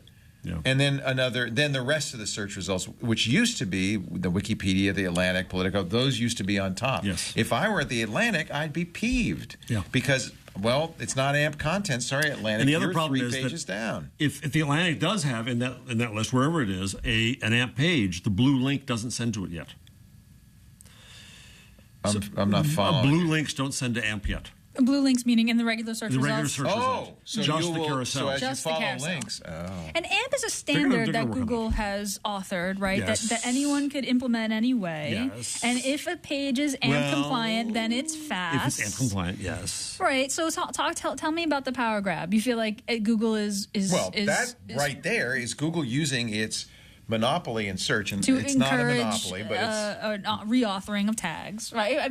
Right. well, to favor sites that use a favor- Google technology. It's not a web standard; it's a Google technology. It's a Google standard. And, yeah. But right, I understand what you're saying. But if I'm doing a regular website, which I am, Right. and I don't go all in on AMP, I don't show up till several scrolls down on the search result. Right. Is that I see if what you're you're the saying. Atlantic, I'd be a little peeved. That's pressuring the Atlantic to buy the Google. I mean, you're not forcing people to use Google. I mean, Google defines the standard. It's the same as like robots to text, right? I mean, like, Google has or meta tags. They have suggestions for how to write these things, which But it everybody doesn't affect does. search results. That's true. It does. But I mean, their argument, and I don't know, their argument is we know these pages are fast. Like we Right. know these pages are going to be a great user experience, right? So we're doing it for Initially, Google doesn't gain anything intrinsically by someone else implementing the Yeah, AMP it does. tags. Well, okay, so here's why Google does. Because what it is a response to ad blocking. So normal users, once the web got bogged down by crap ad tech, said, well, screw that. We're just going to block ad tech. I don't want it. That's screwing me up. And that, as an ad tech company, terrified Google. I see. So they said, oh, well, in lieu of using ad blockers, what if we made the web fast anyway? What if we gave you fast ads? Right. Right. So that's in their interest, certainly, It's to definitely encourage fast in their ads. economic interest. And they're using, in my opinion, and I'm not going to testify in any court case on this, but in my opinion, they're using their monopoly, and this is exactly what antitrust law is to protect against, their monopoly in one arena, search, to leverage business in another arena, in this case advertising. And they do it all the time.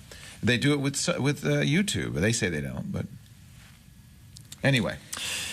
I think we need a faster web. I think we in media ruined the web. I think that Google put out a standard because nobody else put it out. However, in the implementation, yes, they were, I think, a bit deaf to the implications. Now, what's happening, I don't know if you saw this, I don't have the rundown, but Le Monde, I think it was, put up a very detailed review of how Instant Articles is working for them and how they've not lost traffic. But they're getting more on Facebook, but they're not lost, and how it works, and how monetization is working. There's all this thing. Which publication was I think it was this? Le Monde. My pronunciation is bad. I apologize.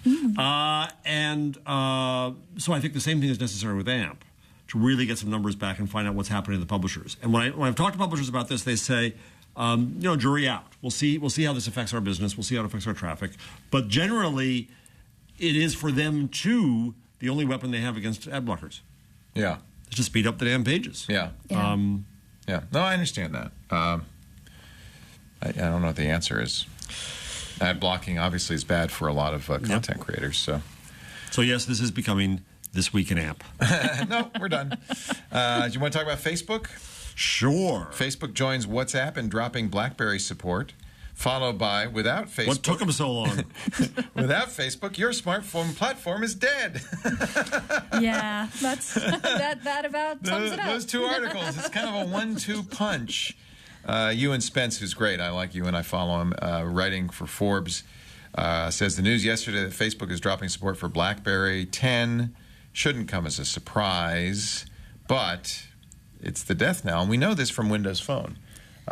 If your app is not on the platform, and it's an app people want, they're not going to use the platform. Yeah. And I think that's really what hurt Windows Phone was a lack of, Instagram's there now, but it wasn't there for a while, and a lot of things aren't there, including my bank's apps aren't on Windows Phone. But BlackBerry 10, I mean, even BlackBerry has moved to Android. Why would anyone buy a Windows Phone? Actually, HP's making a very interesting product, which is a Windows Phone. They announced this at Mobile World Congress, that uses Windows Continuum technology to turn into a laptop. They even sell kind of an inexpensive laptop-like docking port. So you can imagine in the enterprise, instead of issuing you a computer, I'll issue you this phone. And then you have at your desk, your home office, you have one of those docking stations, and at the remote office, they have docking stations. And soon just issue a little pendant that you wear. Right. It's your computer. It's a step into that direction. Yeah. Right. Okay. All right. So it's a corporate phone. It's a corporate phone. I phone. can't I get imagine. that. I get that. Unless you're just a Windows fan, Yeah. I can't imagine as an end user you saying, "Oh, I want Right. a Windows phone." And, in its day, it was very impressive, but it's become less so over time. Frankly, I still wonder why people like you use an iPhone. Oh, you don't use an iPhone. No, you I use don't. an iPhone. No. No iPhones on this show. No. It's funny because I did use an iPhone for quite some time. When the 6S Plus came out, it had great battery life. I've been using it since it came out in November. And I was using the Apple Watch with it. But as soon as the Galaxy S7 came out, I started using it, I went, oh, I forgot how good this is. Yeah.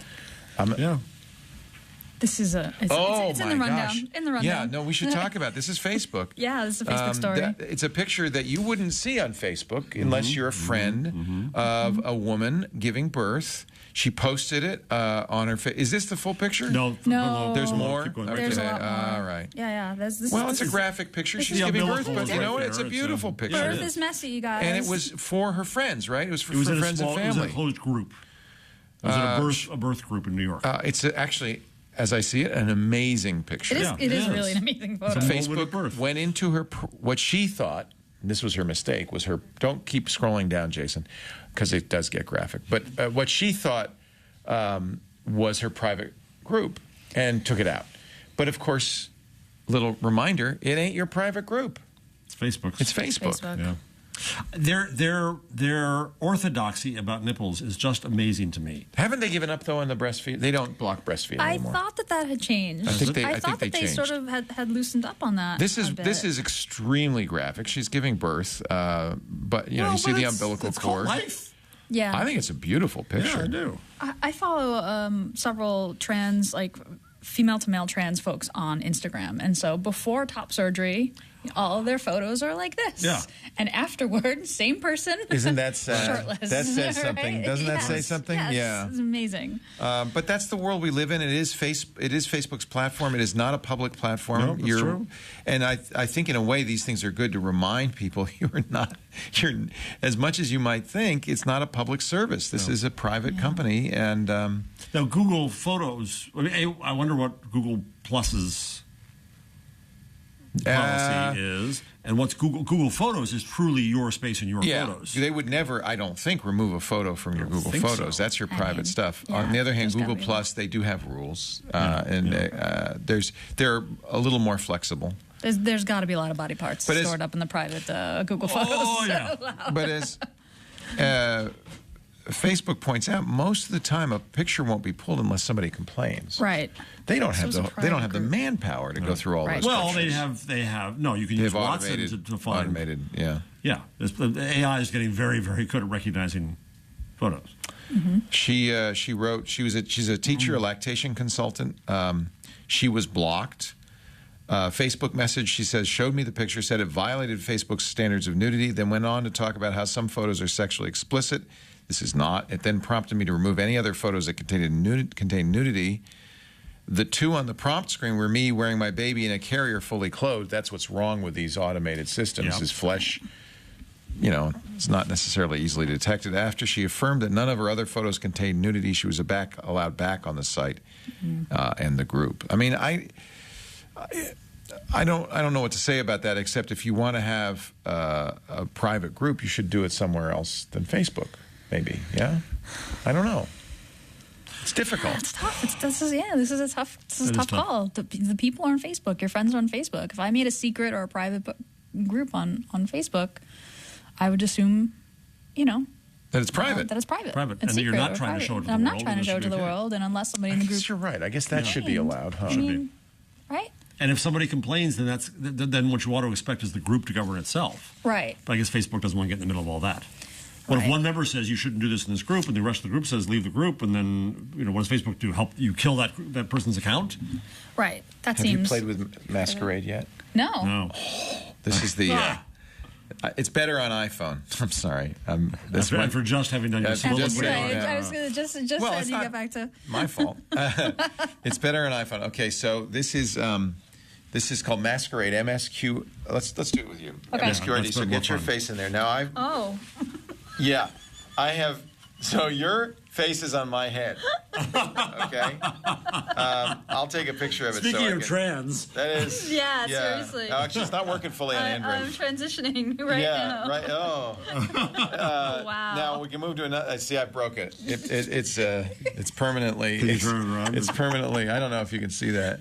We do have camera operators. They probably can zoom. Oh, it's all messed up now. It's really confused. Jason Howell and I did a face smash, I think was the name of the app. Yeah, Face Similar Smash, yeah. on all but Android, and it was equally as horrifying. Yeah. No offense, Jason. It crashes Android, so it's in some sort of weird crash mode right now. But I think it's sufficiently horrific that you can see. Anyway, Facebook just bought this company. And it's kind of a similar effect. You've probably seen this in Snapchat, right? Where you can overlay stuff on your. So you can also just put. I'll show you. Yeah, what I have to do is force quit it, and then go back into it. There's a bug. I bought an iPod Touch so I could try apps out This is on iOS. perfect for iPod Touch. I do too. I mean, So here, Jeff. Now Jeff is a little furry dog. He's a gorilla. He's got a mustache. There, you can see it. I think you look good in that. That's a good look for you, huh? So you could see what you would look like with a mustache. so you take the picture of the video. Do you send it? It's a messaging? You could share it. In fact, guess where you could share it? Instagram or Facebook. And I think that was before. But the point is, I think that this is, they couldn't get Snapchat. So what you're going to see is Facebook starting to build out their messaging platform to be as Snapchat-y as possible. Right. It's fun. It's fun. Mark Zuckerberg posted a picture of himself as Iron Man. That is kind of a weird choice. Yeah. Well, no, because he wants to be building Tony Jarvis. Stark, Well, but he's as not. I say, he is a billionaire, eccentric. It's too late. Elon Musk is Tony Stark. You can't be Tony Stark. I think that's fair. I don't know what the price was. It's a Russian company. Yeah. But what's interesting is that this technology is so widespread now. I don't think it's so hard to do because I see it It's everywhere. not. It's everywhere. It's true. Yeah. It's true. So I hope they got $1 billion. Do you Snapchat, Leo, on a regular? I know, and I have it, and I know how to use it, and I have. You're farther on than I occasion. am. But my big problem old, with I cannot even Snapchat. figure out how to use it. I'm like, No, I don't and I asked understand. my son about that. Yeah.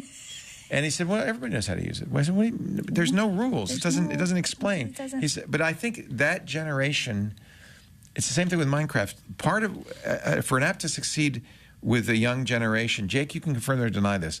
I think it has to have a component of peer learning, so that you learn. There's value for Snapchat of having your buddy say, "Oh no, let me show you how to do that," do this thing, yeah. and then you have this bond, Right. And you're not going to tell everybody that you just didn't know that. There's an investment, right? Right. Jake, do you use Snapchat? He's too old. Oh, he's gone. He's you off want that? Snapchatting.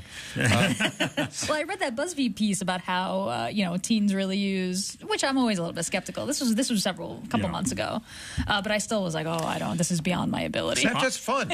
Do you do stories or do you do direct? You do stories. I do stories because that's you're a that's my broadcaster, problem is yeah. I'm a broadcaster, and the real reason I don't use it is because after 24 hours it goes away, and my whole life is built Recording around things. making stuff that you keep. Permanent. Yep. Yeah. I mean, admittedly, there's a certain amount of fish rep to the stuff we do, because but it's ridiculous. Twitter, it's there, but when do you ever it's go back? gone. Right. It goes It's gone No, in the mind. It's true. It's true. The MSQRD team is young. Really? Yeah. Eugene Yevgen, Sergey Gonchar are 23. The CEO is Eugene Zatapayakin, and he's 30. And they have other companies as well, and it was just one of those things, as often happens. They launched before Christmas. They took off in Eastern Europe. You know how that is. Yep. And they were purchased by Facebook in March. When they had Good for them. they had 16 million users when they were acquired. Their servers are ready. Yeah. Well, I'm sure they'll move immediately to a Facebook infrastructure. That's a nice. Well, I eventually like you that don't story. announce the deal until you've done that. Yes.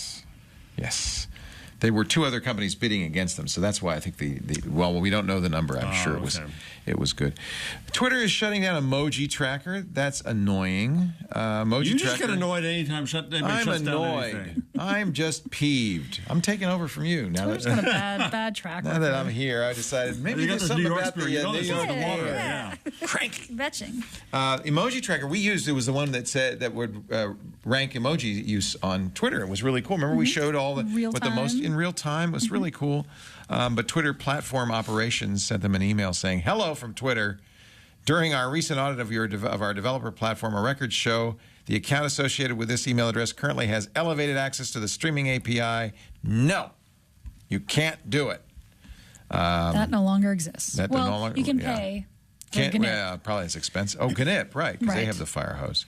So is that what it essentially was, that they said you want to use a fire hose, you go to GNIP? Yeah, and I don't think that GNIP offered the elevated streaming, offered everything elevated streaming did. But this is like an indie developer who like open sourced, this whole thing, and it was just a kind of fun project. So Well, but it was more than that, because the emoji committee on the Unicorn Consortium, there is an emoji Yes, there committee. is. Yep. Well, they brought us dumplings. Yes, we they didn't did. have dumplings, right? Thanks to Jenny 8 Lee. Jenny 8 Lee says we used emoji tracker. We wouldn't even consider.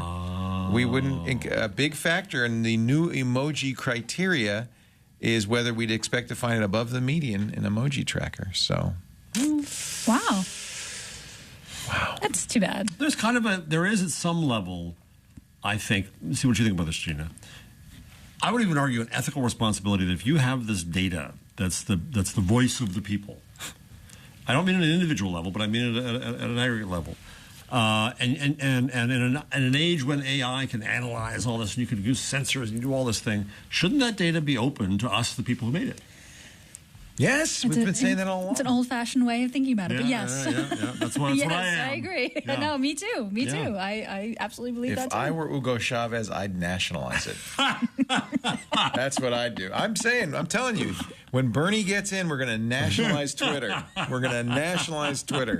We're just taking it over. But that would be a good thing to nationalize, right? It's true. Wouldn't it? It's true. Sorry, Jack. We want it. Well, I mean, Eminent domain. Yeah, you're of the people. yeah, I mean, part of the reason why I started to think up is I was just so annoyed that I Yes. couldn't get past more than 3,200 of my own tweets. I'm not even talking about like the tweets of the Now, world. how do you use the API? Yeah, I'm using just this, straight basic REST API, which pages back 3,200 tweets. Okay. And you get all the tweets. You don't get a sample of tweets. You get just 3,200. So if you Of have an posted individual's. more than 3,200 tweets, Right. then Yeah. I'm only getting that many, right? And most people at this point, Right. the company's been around for 10 years, who are any Oh, sort of yeah. user, have more than 3,200 tweets. In fact, Twitter just had its 10th That's anniversary. right. That's Yes. right. They did. Yes. And everybody was posting their first tweet. My first tweet was actually totally appropriate. I surrender, Twitter, you win. Was my first tweet. My first That's tweet. highly appropriate. 10 years ago. My first tweet was, "Okay, I'll try Twitter again." There you go. Yeah. You and I. Yeah. I'm telling you, great minds. Mine was home time for a nap. I had just gotten home from South by Southwest, and I said, "Oh, That's what everyone was fine. using. I will just South sign by. up." Okay. Okay, fine. Did you read Jack's interview at Bloomberg Business, the future of Twitter, and in-depth I've read how conversation? many stories about the future of Twitter can I read? I know. And I don't know if Jack really knows what the future of Twitter No. is. It's even a though puddle. It's the future of Twitter is that what he said? It's a puddle? Yeah, I guess I had missed this. There was a Periscope video of a puddle on the street in England that went viral, right, where yes, everybody yes, was watching the puddle. You're watching people, what they're doing with the puddle and walking around the puddle. Yeah. So that was interesting. It was interesting that he focused on that. It was getting 20,000 simultaneous viewers. Total of 650,000 live views of a puddle. And apparently Twitter was like really in on this. Jack says, I was watching the puddle. It wasn't even the people in the puddle or what they were doing. It was the fact that I was watching with other people and I was connected to the audience and I could actually talk with them. Is that the puddle? No, that's just my phone ringing. your- I'm That's sure it. it's not important. Yeah, he really focused on the the fact puddle. that Twitter is this real-time togetherness. You get the puddle. What a weird thing for everybody to look at. Well, I think the point he was trying to make is that even the most mundane, even if there isn't a big news event like somebody important dying or whatever, an attack or whatever, that even the most mundane thing like a puddle can become a news event, and that's what people do on the internet. When there isn't news, they make news. Right. The dress or whatever. And I sort of get that. It was just a little bit of a The puddle was a weird analogy, but what he ends up saying, I think, is accurate. Twitter can be distilled down to the simplicity of here's what's going to happen in the world, here's what's happening right now. And I agree. That's what Twitter is. And here's the funny thing about Twitter is Twitter thought it was going to be here's what's happening with you. Instead, it turned into here's what's happening in the world. Right. Yeah. Which is amazing. And that's amazing. Right. And Which is different than Facebook. We didn't know it was going to be a news service. It's a news service. Yeah. Well, you couldn't even imagine that unless you got critical mass, and you wouldn't as a startup just say, well, of course we're going to have 800 million. Well, actually, they only have 300 million users, but we're going to have the right 300 million, I guess. Right. Let's see. Jeff, I'm interested to know what you think about Matter becoming its own company. Because you're the medium. You're my medium person. Speaking of Ev changing his mind. Yes. I have the greatest respect for Ev, but I imagine working for Ev is, what's Ev thinking today? Right. Well, how do you wake up? Right. Or best Donald Trump product wears people in the world, yeah. the white hat if he's happy and the red hat if he's not. Notice you see him only in the red hat these days. So I think that there was a time when Medium wanted to be a content company, a publisher itself, a platisher, God help us. And I think that they're not in that as much anymore. They're getting prominent people to write on and use Medium Very successfully, and that's working. My old agent Kate Lee is doing a great job of that, and others. But I think the idea that they had to own content, they had to prime the pump, I think they're less into. So he didn't kill it, he didn't jettison it. It's owned 100% by Ev Williams. It's now a content laboratory. So I don't know what the hell that means, but I didn't know what the hell Twitter meant. And I didn't know what the hell Matter meant either. Yeah. So it could be just a way that you kind of save face to keep it alive, or it could be that they mean it and they're going to try new things. I don't know. Is Matter the parent company of Medium? No. Matter was a Kickstarter backed journalistic magazine-y thing that I didn't even know Medium about bought. it.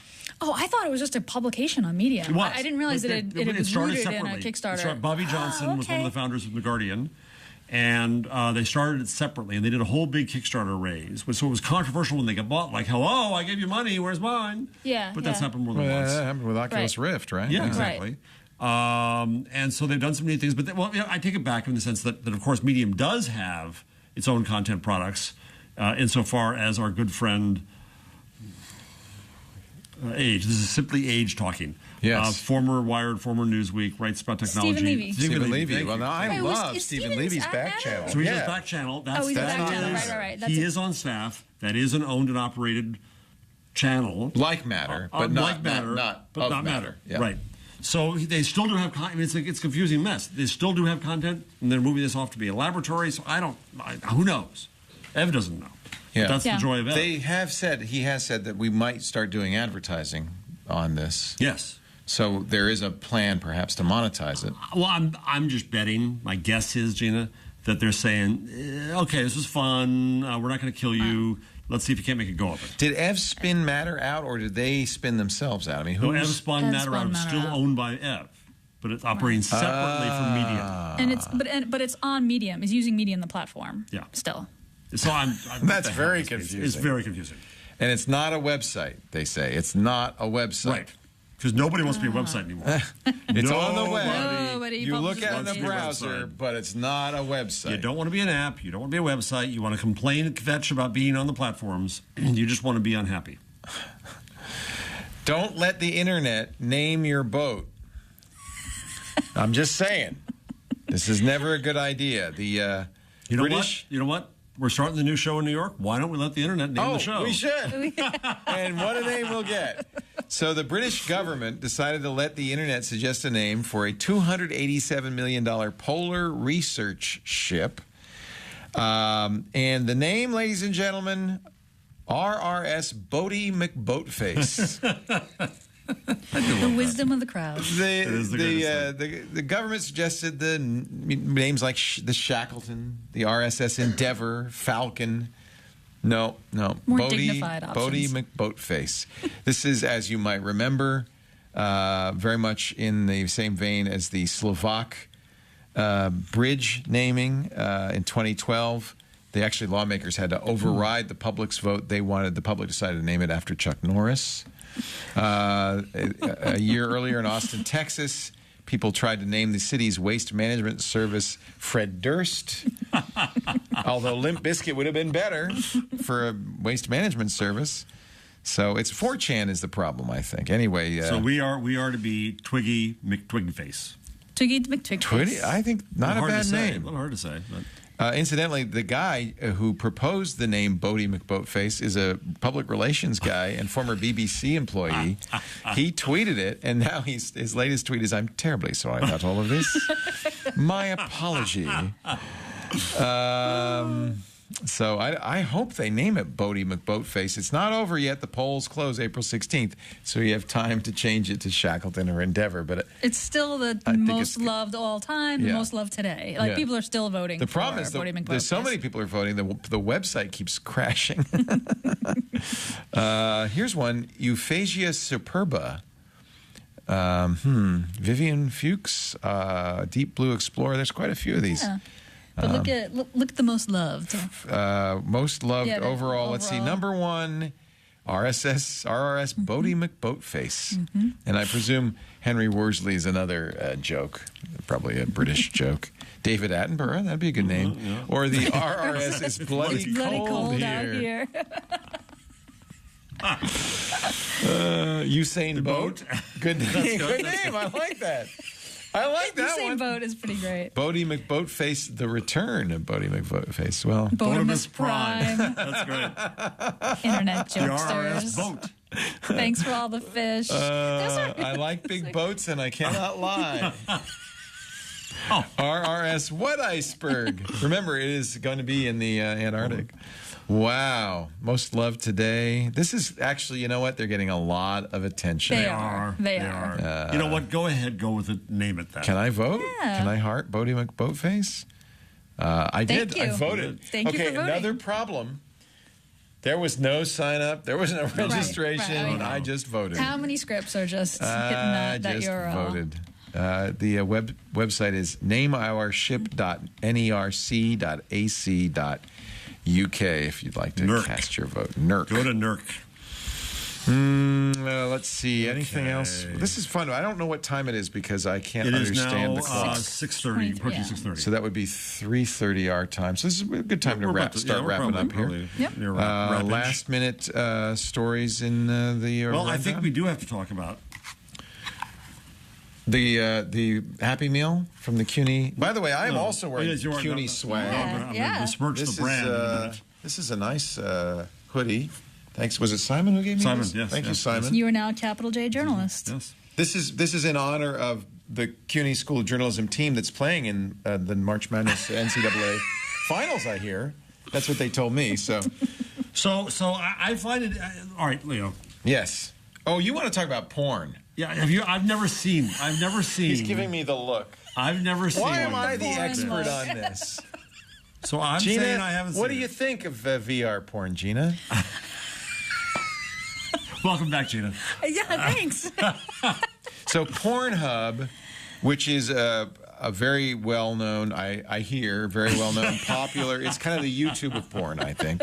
Yeah. They have added a virtual reality section for both Oculus and Google But here's Cardboard. the thing. Just in theory, it's like the problem I have with interviews. By the way, Pornhub is the 65th most visited site on the internet. That is, wow. That's what we created. I don't get wow. it. I don't either. Right? Because Well, it's not. You're not in a space again, unless you're in an orgy, maybe. But then, Yeah. I don't get it. Is it just because it's new?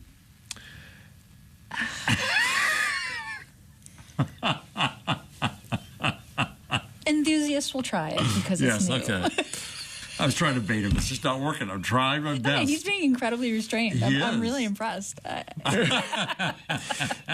All right, just research, and I have a Gear Theoretically. VR, Yeah, okay. and a Samsung Galaxy S6, and it turns out there are a number of providers of adult content who actually make, VR video, and it's scarily realistic, actually. Really? Yeah. Is that good or bad? But is it fun? I mean, is it? Well, do you think porn is fun? Well, sure. Let's assume you think porn is fun. If you It's think fine. porn is we can fun, speak like adults. I mean, whatever. If you think porn is fun, you will quite enjoy this. Really? Because It's it's not. immersive. The whole idea. This is what VR is all about, right? It's putting you in the middle of the action. But it's so not to like speak. As if you're one of the shaking players? As if you're Well, one of the players. usually, Yeah. so the ones I've seen, the way they shoot it is and actually, on my mind, I always am thinking about the performer who's got something strapped on their head, because what they do is it's you're a performer in it, Yeah. and it's on your face apparently because you Of what you're seeing. and so what you're seeing, because you can see your own body. Oh. You can look down and go, whoa! But what happens when things go off the rails? Like when the thing that you wouldn't have done happens. Yeah. Like that's the part I No, think. well, that, he or she, and by the way, that's what's really interesting is to put yourself in the female perspective for a man. right. And I have a new appreciation You think? for. I don't know. How do you talk about this in a way that's not weird? No, it's okay. I'm enjoying this. So immensely. you, I know, it's so really great. You're it welcome, just, audience. here's what it is normally when you're watching a movie or we're used to it now with video games, but when you're watching a movie or television show or adult content, the director is choosing what you see. Right. In were a watching other- video game, Right. and you know because you've played video games, you First-person look shooter. around, Right. Yeah. you look up, you look down. So in an adult, now Jason, I think you probably shouldn't. But in an adult environment, you look around. You can see where you are. You can see the space. Very much like the video that Jason's showing on the screen. Don't look and to the Leo's right. very nervous right now. Don't look to the right. Whatever you do. So you can actually look, and you can see the set, and you can see. You can't see the camera because you are the camera. So it's like a first-person shooter. Yeah, literally. Sometimes. Show title. And you get to choose. I'm sorry, I haven't tried this, but do you get to choose which player you want to be? It depends. No, not the way Player, this I like works. that. You watch That's it. just a game. You choose a movie, right? So you would be like watching a porn video, except that the difference is that you're the camera. Your head is the camera, and you're looking around. Okay. The only thing you really can't see is your own face. Right. Right. But you can look down and see your shoulder and or so you get to be one player. There's one choice. You are one person in this interaction. well, how would you be more than Well, one I mean, person? like, could you be? Because you were saying you could like be I a switch man, a and woman. say I want to be. or- Oh yeah, but you have to pick the video. You have to pick the watching. video you want, Right. and then I think Gina just wrote a new application. Yeah. I'm just curious, Push like, a how button does and you that can- work? Like, because there's various flavors. I mean, is it like, be this person in this scenario? Well, yeah, you could while take you're any. choosing? You could take any content. That's This not is even really adult hard content. to discuss without. No, you take any content, without saying it's adult content. Let's say Right. we're taking a walk in the park. Right. You pick that walk in the park. Right. Because it's not live. You're picking a pre-recorded walk in the park, but they're recording it like with the Theta Right. 360. They're recording it in such a way that you can't not walk because you're Right, walking. that's what it is. Right. But you can look around as you're walking. right, yeah. You Right, can okay. see what's behind you, what's in front of you, up Right. and down. But if you were walking a dog in the park, would you get the choice to be the dog or the human No. in that scenario? No. You get to be No. the human. That's unless it, somebody right. makes a video of you as a dog, and Right, then you're and then you get experiencing to it as a be dog. the dog, right, See, this yeah. is exactly I mean, this this guy's is kind holding of up an the three. interesting thing, yeah. So there is, beyond the salacious part of this, there is an interesting Well, that's experience to be why. had because Yeah. you are, in You get effect, putting yourself in somebody else's shoes. Porn Yeah. does lead in ways. Mm-hmm. Okay, you're safe now. Sorry about You that. handled that. That was good. That was very good. You did it Well, wonderfully. it actually is a larger discussion, and It sometimes is. really big, about what the experience of immersive video is versus the experience of a passive viewer. Yes. Right. And really that's it, is that you're looking around. Now, some of these VR tools like the Vive, which will give you hand controls, may even give you, one of the reasons I think you get sick in VR is you don't control your motion very well. Right. So you're being moved around in ways that you don't fully control. And augmented reality doesn't have that problem because you are walking and moving, and so Right. your movement controls what you see. With VR helmets, it's really your head movement only that's controlling what you what you see. So that's a little bit of a disconnect. It has to mess with the narrative. I mean, like there's a sequence of events that happens, right? You're in a right? you're and so in you a get movie. to look around, but right, Yeah. you're in a movie, but you're right? choosing but the point of view in the movie. You're choosing the point of view, but you're not choosing what's happening. Right. And things are happening whether you're looking at them or not. It's a little bit disconcerting, I would imagine. It can be. It's also very interesting, and I think that's why it's interesting for news because.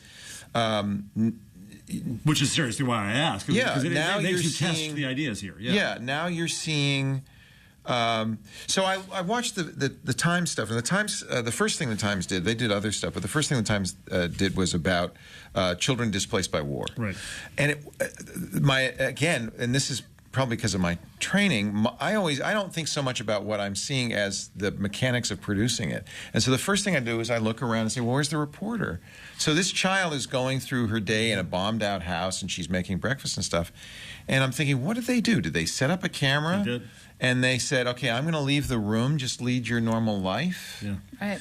And that's a little strange in terms of news There were pictures of them kind of lurking over to the edge so they could see what was going on, but they weren't in the image because the image is there. I think that's wrong. I see that all the time. You know, I see a movie, like I'm watching Les Miserables, the movie, and I'm thinking about the playback and the crew, and like, well, was she singing that now, or is she listening to sound? And Right. So that's just me. And so when I see these news stories, I always think that's bad, that's wrong, that's staged. Yes, I agree with you. Yeah. And so I think it'd be much smarter as a reporter to be in the. But then you have another problem, which you're always supposed to taught not to do, which is you're in the story. But maybe But that's what this means. That's what immersive means, is you're in the story.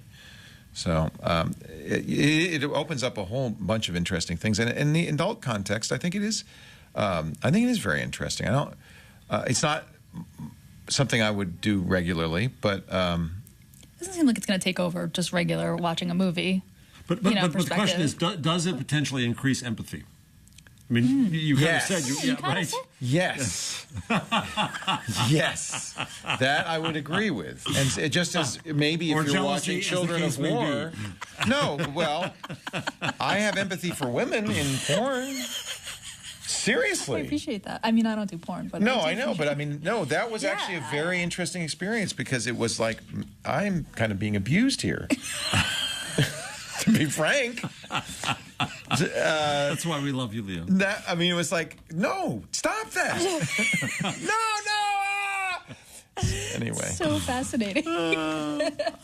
This is the conversation I always wanted to avoid, and I managed to. I'm sure my school's very proud of me right now. For a long time. We're all right, I think. But so. it is germane to what your school is up to, and it's very much part of what I think auteurs of virtual reality are going to have to really think about is what does immersive video mean? What is the role of the auteur, whether as journalist or just a photographer? What is the role? And in the case of adult entertainment, you're the performer, which is a really weird situation. I guess it would be as if you're in a play. Let's say you're doing a VR of a play, and you're the actor. You're one of the actors in the play. You would have the experience of the play as a performer in it, not as an audience member. Right. And that's what happens in adult. And that is a huge opportunity to change things. But it's fundamentally changing the idea of storytelling, the idea of presence, the idea of photography, point of view, everything, all that. Mm-hmm. So, but is it going to be huge? I don't know. I mean, no, when I think it invest, is. You think it is? I think it is. I don't mean just porn. I mean 360. No, actually, I don't know what the future of adult content is, but I think in general, immersive video is huge. But it's such a new medium. We're just in the infancy of what do you do and how does it work. But I think saying empathy is very interesting. I hadn't really thought about that, but absolutely. That's what I heard you say. Yeah. Yeah, that is one thing you would absolutely get out of that is this sense of empathy. You also the way that Samsung was selling its 360 camera is as a way to go with this is the children of war, which I mean is just such a horrific story, and I do think that you would gain some empathy from this. I'm sure that's what the New York Times was thinking. The Samsung was selling it as, well, you can't be in Paris with your friends, but they can walk around with their Gear camera, and you can wear your Gear VR at home and have the experience of walking down the Champs-Elysees. There was that woman on Google Plus, I think her name was Monica, who was not very mobile. She had some health conditions. Perfect example. So she would, there were cases where you could take a photographer in a canoe and say, oh, can you go to the left there? Yeah. I mean, that's I'm very bullish on this. I think it's phenomenal. And even if you don't direct the action, you're with your friends, and if it's in real time and you're talking to them, I mean, imagine if you were here, sitting here in VR. You'd be part of the action. I think it's great. Or, I'm all in. Should we do a VR episode? Well, I've actually been Twit? really intrigued, and once the cameras get better, we will do that. That's cool. Yeah, we will do that. I almost kind of want to just be the silent observer, like have the reporter in it and have it going on, but have just someone else. If someone wanted to be at Twig, they could sit right here and this be is able so to much look at us. aimed one way. Yeah. Well, I'll give you an example. How would you rethink in a true round table? Charlie Rose's very table. different. Be very different. You'd be in the middle of the table, maybe. They one of the first VR things they did was one of the first presidential debates, the Republican debates, and I was amazed. So it started. Before the debate, you're in the back of the room. And I'm looking around. It's as if you're in the audience, but it's weird because I think the people who were in the audience didn't realize that they were on camera because it's just a little ball. Right. And I'm looking down. I'm actually looking over somebody's shoulder. I can see him looking at his phone. There's a television camera guy next to me who's waiting because they're televised debate. He's chewing gum and he's going, and you're looking around. It's like you're an invisible character sitting there. Then it turned out they had many cameras. So at first I thought this is going to be terrible because I'm in the back of the auditorium and they're way down there. But then they switched to really interestingly a backstage camera. And they've done this a couple of times with the debates. It's very interesting to be backstage watching the candidates as they're introduced. That's neat. That sounds was really an neat. amazing experience. And you really felt like you see, Carly Fiorina kind of adjust herself and gear up to go on stage. I actually really enjoyed that. Yeah, so I really think neat. there's huge opportunity to be part there. Is this the video from the debate? I guess it is, yeah. Huge opportunity to be part of in an event in a way that we don't normally get to be. And I think that's exciting. Hey, let's take a break. Do you want to do... We don't have a, what was that changelog thing? I don't have a changelog. I do have a tip. You have a tip? Good. Sure. And you have a Like a number? number? All right, I'll come up with a tool. But before we do that, this is a great time if you're in the market for a new phone to go to Gazelle.com. Apple's announced a new phone. There's really great new Android phones. Maybe you want a Galaxy S7. Hey, that's an $800 phone. Here's how you can help pay for it. And I know a lot of people who do this. They like to have the latest thing. They go to Gazelle to sell the old one. Generate some cash to pay for the new one. You could trade in your old device. You don't even have to commit at this point. You can commit Gazelle, but you don't have to commit. When you go there and get a quote for your device, Gazelle's locked in for 30 days. That means you have 30 days to decide whether you're going to get the new phone, wait for the phone to arrive, transfer your data over, and then click the checkout button, and Gazelle will send you a box. They pay the postage on anything worth more than $1. In fact, while you're at it, pile in a bunch of stuff. You can get cash, PayPal credit, or an Amazon gift card. They bump that up 5%. Gazelle. It is easily the best way to sell your used gadgets, and they buy a whole bunch of different stuff. They'll even buy broken iPhones and iPads. They can resell those for parts. And if you can't remove the data or you forget to, don't worry. They wipe the data before they sell it. They protect you. You can also buy at Gazelle, and I like this. They take the best stuff that they buy and they sell it back on Gazelle. Now, here's why this is a good time to do that, because they're getting a lot of new stuff. iPhone 6S is coming in for people who want to get the new iPhone, or 6S Pluses. There's iPads. There's Samsung Galaxy phones, and they have a wide range to choose from.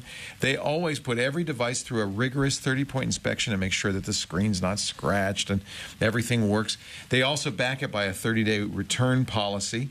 What's nice is these will work on all the major carriers, but you never are getting an extension on your carrier contract. There's no contract. So go to Gazelle.com, see what your device is worth, and then check out the selection of certified pre-owned devices. By the way, they are now offering financing, which I love, from a firm, and you can do that at checkout. You just check the box, provide some basic information. Approval is instant. You can pay in 3, 6, or 12 months using bank transfer or check or debit card. Just check that box that says financing with a firm when you check out. You can also buy a 12-month warranty on cell phones against water damage, cracked screens, hardware defects, that kind of thing from Insurant. And they do offer help processing claims and so forth at Gazelle.com. The best value on certified pre-owned devices and the best dollars for your pre-owned devices when you sell them to Gazelle. Gazelle, Gazelle.com. Go there today. Gina Trapani has a tip of the week for us. I do. This is courtesy of my alma mater, Lifehacker. So I think I've talked about what a big fan of Google Keep I am. I really like didn't Google make you Keep. defend It's a great. Nick Denton. I just realized. You didn't. That's right. Damn it. Go ahead. Probably for the better. We could talk about that over dinner. That's the First Amendment. I understand. I'm in the tank, you know. What are you I going to said do? it. It's the First Amendment. But I couldn't happen to a nicer guy. I just go ahead. You have a tip for us? Tip for us. Google Keep. Great, such a great app. I love Google Keep. It's a great app. Do you use it with your wife? Do you like? I do. We do. Lisa We and I share do that. notes. Yeah, Yep. yeah. Shopping list. Like this is stuff I need you to of pick up on your course. way home Yep. and that kind of thing. I have it all on I here. use so there's a little add checkboxes list. I'm a list maker. That's what I do. Well, there's a voice command. You can say if you've got say a Google Keep note called shopping list. I do right here. Or Yep. just shopping. Sorry, if it's just called shopping, you could use the voice command add milk to my shopping list, and Google will just add milk So, to okay, your Google. list. Add Milk to my okay, shopping. Google. Okay, Google. Okay, Google. Stop it. My list is not named shopping list. Yeah, you have to have a list name that. So I've But got I- a note called like movies to watch, and I could say, okay, Google, add. But you can have an arbitrary Carol name, to, right? I could yeah. say add bacon to my Petaluma Market list, Yes. right? Okay. Yeah. Right. That works. So In my I was dreams. very excited when that That worked. is really 'cause I nice. actually do have a list called shopping. That's and we something do that's use been on it. iOS Add for a turkey long time. bacon in your case. And in So fact, where does it add it on iOS? I think the reminders. Oh, reminders. Yeah. And then Makes I sense. think you can use location too. Now I know And you can say- with Keep. I don't know if you can say the location, but you can say when I get to Petaluma Market, That's nice. remind me to buy chicken. I It's think very Google handy. Reminders does that. Pretty I sure think it you does. I know can it has do that with location-based reminders, yeah. Yeah. Really Isn't that cool. nice? So It's you very can, nice. I do that. When I get to work, remind me to call. Joey and Yeah, that's things like very, that. very helpful. Keep. Everybody should be using Keep. And And the by the widget way, is awesome. I have the widget on my. I on haven't my put the phone home widget on the screen. phone. Yeah, I mean, I have a couple of notes that I refer to. I just I didn't do that. Yeah, I gotta do the widget. It's got a pretty You got a good, lot of widgets. good I widget. love widgets. I'm all in on the widgets. You are all in on the widgets. See, sometimes people I'm think I impressed. have my phone screens are kind of busy because they They're a little are. bit busy. They're like Times Square, I just isn't saw it? you flip through It's like all 15 sorts of stuff. packed screens. Yeah, I have, but those widgets, every one of them. See, that's what I like about as opposed to iOS. I've got information. Like there's the New York Times, and I have information on here Yeah, the calendar widget is great. I use that that I too. find I'm probably showing precious. Yeah, you're probably. That's the data thing that I here. really miss That's the my most on calendar. iOS is the widgets. Yeah. Or lack thereof. Yeah. On iOS. They got to update their interface. You can't even. They don't have an app drawer. You can't have like an icon in more than one place. It can only exist in one folder. Yeah. It's crazy. Yeah. It's like the year 2010 or something. Yeah, it's very limiting. Yeah. I'm sorry. Don't get me It's started. beyond simplicity to limiting. I would like you to give us a number, A number? please. Boaty McBoatface. Jarvis Do you have a with New York accent? Jarvis McJarvisface, give me a number. So I found this. So one of the greatest challenges in advertising is what we call attribution. Did the ad cause this sale? Can I prove that, and can I charge for that? Yes. So Square... No one can do that. Well, just wait. Square has just done a deal with Facebook to integrate. So a local advertiser, for example, can buy an ad through Square, and then it does the full cycle so that if the customer comes in and buys the thing in the store, you know that ad worked on Facebook. Oh, neato. That's very cool. Yeah, Yeah. that is cool. That's kind of, that's why we use offer codes. That's the same thing as we do Exactly. offer codes. Exactly. But now, Yeah. now the customer has to go to the effort in that case. That's right. To This way it's say automatic. Use yeah. the Twig offer code. Yeah. Now, says the Square's and Customer Engagement Lead, quote, the ability to track and close the loop from advertisement to sale, that's the holy grail. And that's true. And it rhymes. And just regular tracking doesn't work for that. Like No. just regular link tracking doesn't work because No, but- the store doesn't feedback, doesn't give the information exactly. back. Yeah. Now, of course, the larger problem is you decide you're going to go to Bermuda and you see an ad and then you go to Wikipedia and then you go to Yeah. Travelocity and then you go here and then you go there. So who gets the credit? Right. It's still never going to be a firm science, but it's interesting to me that this potentially increases the value of Facebook in those sales Yeah. immensely. I wonder if we could do. We can't really do this because we don't control the player. That's because they control the transaction. Yes. And they can do that. There was no way we could do that because we don't control the player or the transaction. We have really no way of doing that. Right. Okay, never mind. I'm not going to do it. But that's why people like us. We don't track their behavior. Because you can't. If you could, you would. If I could, I would. My app is a weather app called Bloom Sky. And actually, I found out about this probably, I think it was an Instagram ad. I hate those ads. I hate it that every 10th picture is an ad. They seem a lot like they're It's annoying. very frequent recently. However, it worked. I guess so. Here you are. The reason was I was looking for a weather app so I could see what it would be like in New York when we came here. And I have a lot of weather apps. But what Bloom Sky does is it gives you weather cameras. So, for instance, here's PC Magazine. They're on Park Avenue. And more than that, it will give you a time lapse. So this is what it looks like right now. But I can say, well, what's the weather been like all day? And we'll actually do a time lapse from these Bloom Sky cameras of the whole day. So you can see. That's like the old joke in All the President's Men. They sell the San Francisco Chronicle yesterday's mail because you were too stoned to know what it was. But I like to see the weather from yesterday sometimes. I'm not in Petaluma right now. I could see what it was like. Because you're from San Francisco, that's why. Would you miss? Yeah. Now the Weather FOMO. Weather FOMO. Now the trick on this is you have to have it has to be a Bloom Sky base station. They sell these weather stations with cameras built in, but they've got them all over. In fact, I even checked in Petaluma, and there are a lot of people in Petaluma that have these, so I can get, to use a word you might like, a hyper-local weather forecast. There you go. There's that Bloom Sky thing. So this is a time lapse from Bloom Sky camera in Petaluma earlier today. So I think it's kind of a neat Now, what you wanted to do weather. is to show you what it will look like in an hour by using the AI to make a picture. There's no freaking future. It's just the past. That's the Bloom Sky thing. These are serious cameras. Yeah, well, that's also the weather station. Oh, that's so the it tells you air quality, UV, temperature, a lot of stuff, wind, and you can go to bloomsky.com and see these. I mean, there's also the website, but I don't know. Unfortunately, the Bloom Skies are kind of expensive. They're like $300. I'm really tempted. They look nice. Because it'd be kind of cool to see what you're tempted to buy something you don't need? Yeah, well, I haven't bought it yet, but I'm very tempted to, because it'd be kind of nice to look at your backyard and see what the weather was. Yeah, that's true. You're right. It's weird. It's backwards weather. It's what happened, not what's going to happen. Yeah. I mean, they have regular weather in it, too, but I kind of like just looking at the day. And yeah, the site has some nice... it's pretty, isn't it? Yeah, BloomSky.com. Foliage in autumn foliage in Denver. Looks like the camera gets rained on. It's rain. Mostly just rain. Hey, this has been really fun. We should just do this. Well, let's move Twit to New York. Move to New York. I would love to do that. I There don't you know go. if I get Lisa to go there. How are rents here? They're pretty good, right? Oh, yeah. Very affordable. No problem at all. Yeah, just go out to Staten Island and you'll really get a deal. I could tell, by the way, that rents were going up because we went to get a slice when we got in at 2 in the morning. We went to get a slice. That's what you do, right? Right. Well, no one can afford to own a pizza place in New York anymore. No. There's no. Where did all the Rays go? They must have moved downtown or something. Yeah. There's nothing around here. Yeah. It's too expensive. Really? There wasn't a pizza place around here? If you think about it, not much. $20 a square foot. You're not going to be able to sell enough pizza to make that worthwhile. There's no Howard Johnson's on Times Square anymore. You know, used to be, right? There was a Howard Johnson's. Yeah. Wow, Howard Johnson's. No Nathans.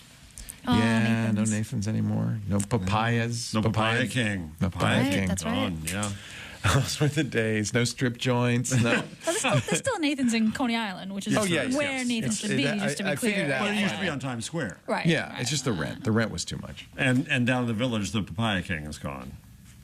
Oh, that one down on West 4th? That's close? Yeah, it's gone. This is a really amazing place. I have to say, this CUNY Graduate School of Journalism is a gorgeous facility in the heart of Times Square. You're really in a great location. Those kids who are studying here are very, very lucky. Next door to the Times, right? Right next to the Times. Yeah. And man, look at this studio. Yeah. You've got a television studio, so thank you. And I really want to thank the guys. Was it George and who else? Guys, say your names. Sebastian. I can't even see who's behind. Our camera operators. Over here. Yeah. Oh, hey, Seti. Oh, Seti. Hey, Seti. Tim's back there. Seti's a photographer. Who else he is back in the noted control my room? camera. Byron is Byron. All right. Thank you, good. guys. Thank you, guys. Yeah, thank you so much. This is like, we get like it's real TV. Yeah, these are some serious lights. Serious. Serious. So we thank We're you all. well I could stand for a little more heat from them, though. It's chilly in here. Chilly. chilly, yeah. It No, all keeps studios. awake. We like Keeps us we awake. like studios to be cold. And of course, I have Yeah, you the have- big you got the- NCAA March Madness CUNY basketball team. They're going all the way this year. I have a feeling. Hey, thank you everybody for joining us. We do This Week in Google, even in New York. Around about 1:30 Pacific, 4:30 Eastern Time. That's 20:30 UTC. You can watch live on Wednesdays. If you can't watch live, do get the audio or video. We offer every show on demand at our website. In this case, twit.tv/twig. And you can also subscribe on your favorite podcatcher or use one of those great Twit apps. There's lots of them. All of our third-party developers have created some great apps on every platform, including Roku and Apple. There's 5 Apple TV apps. We have a great newsletter. If you want to subscribe, it's free. We don't even put ads in it because who needs money? Twit.tv/newsletter if you'd like to subscribe. It's a double opt-in. We make sure that nobody can sign you up for it unless you really want it. But it'll let you know what's coming up on the week ahead on Twit. Thanks to Jason Cleanthus back in the studio for running the board, making things happen. Thanks to all of you for being here. We'll see you next time on This Week in Google. Bye-bye.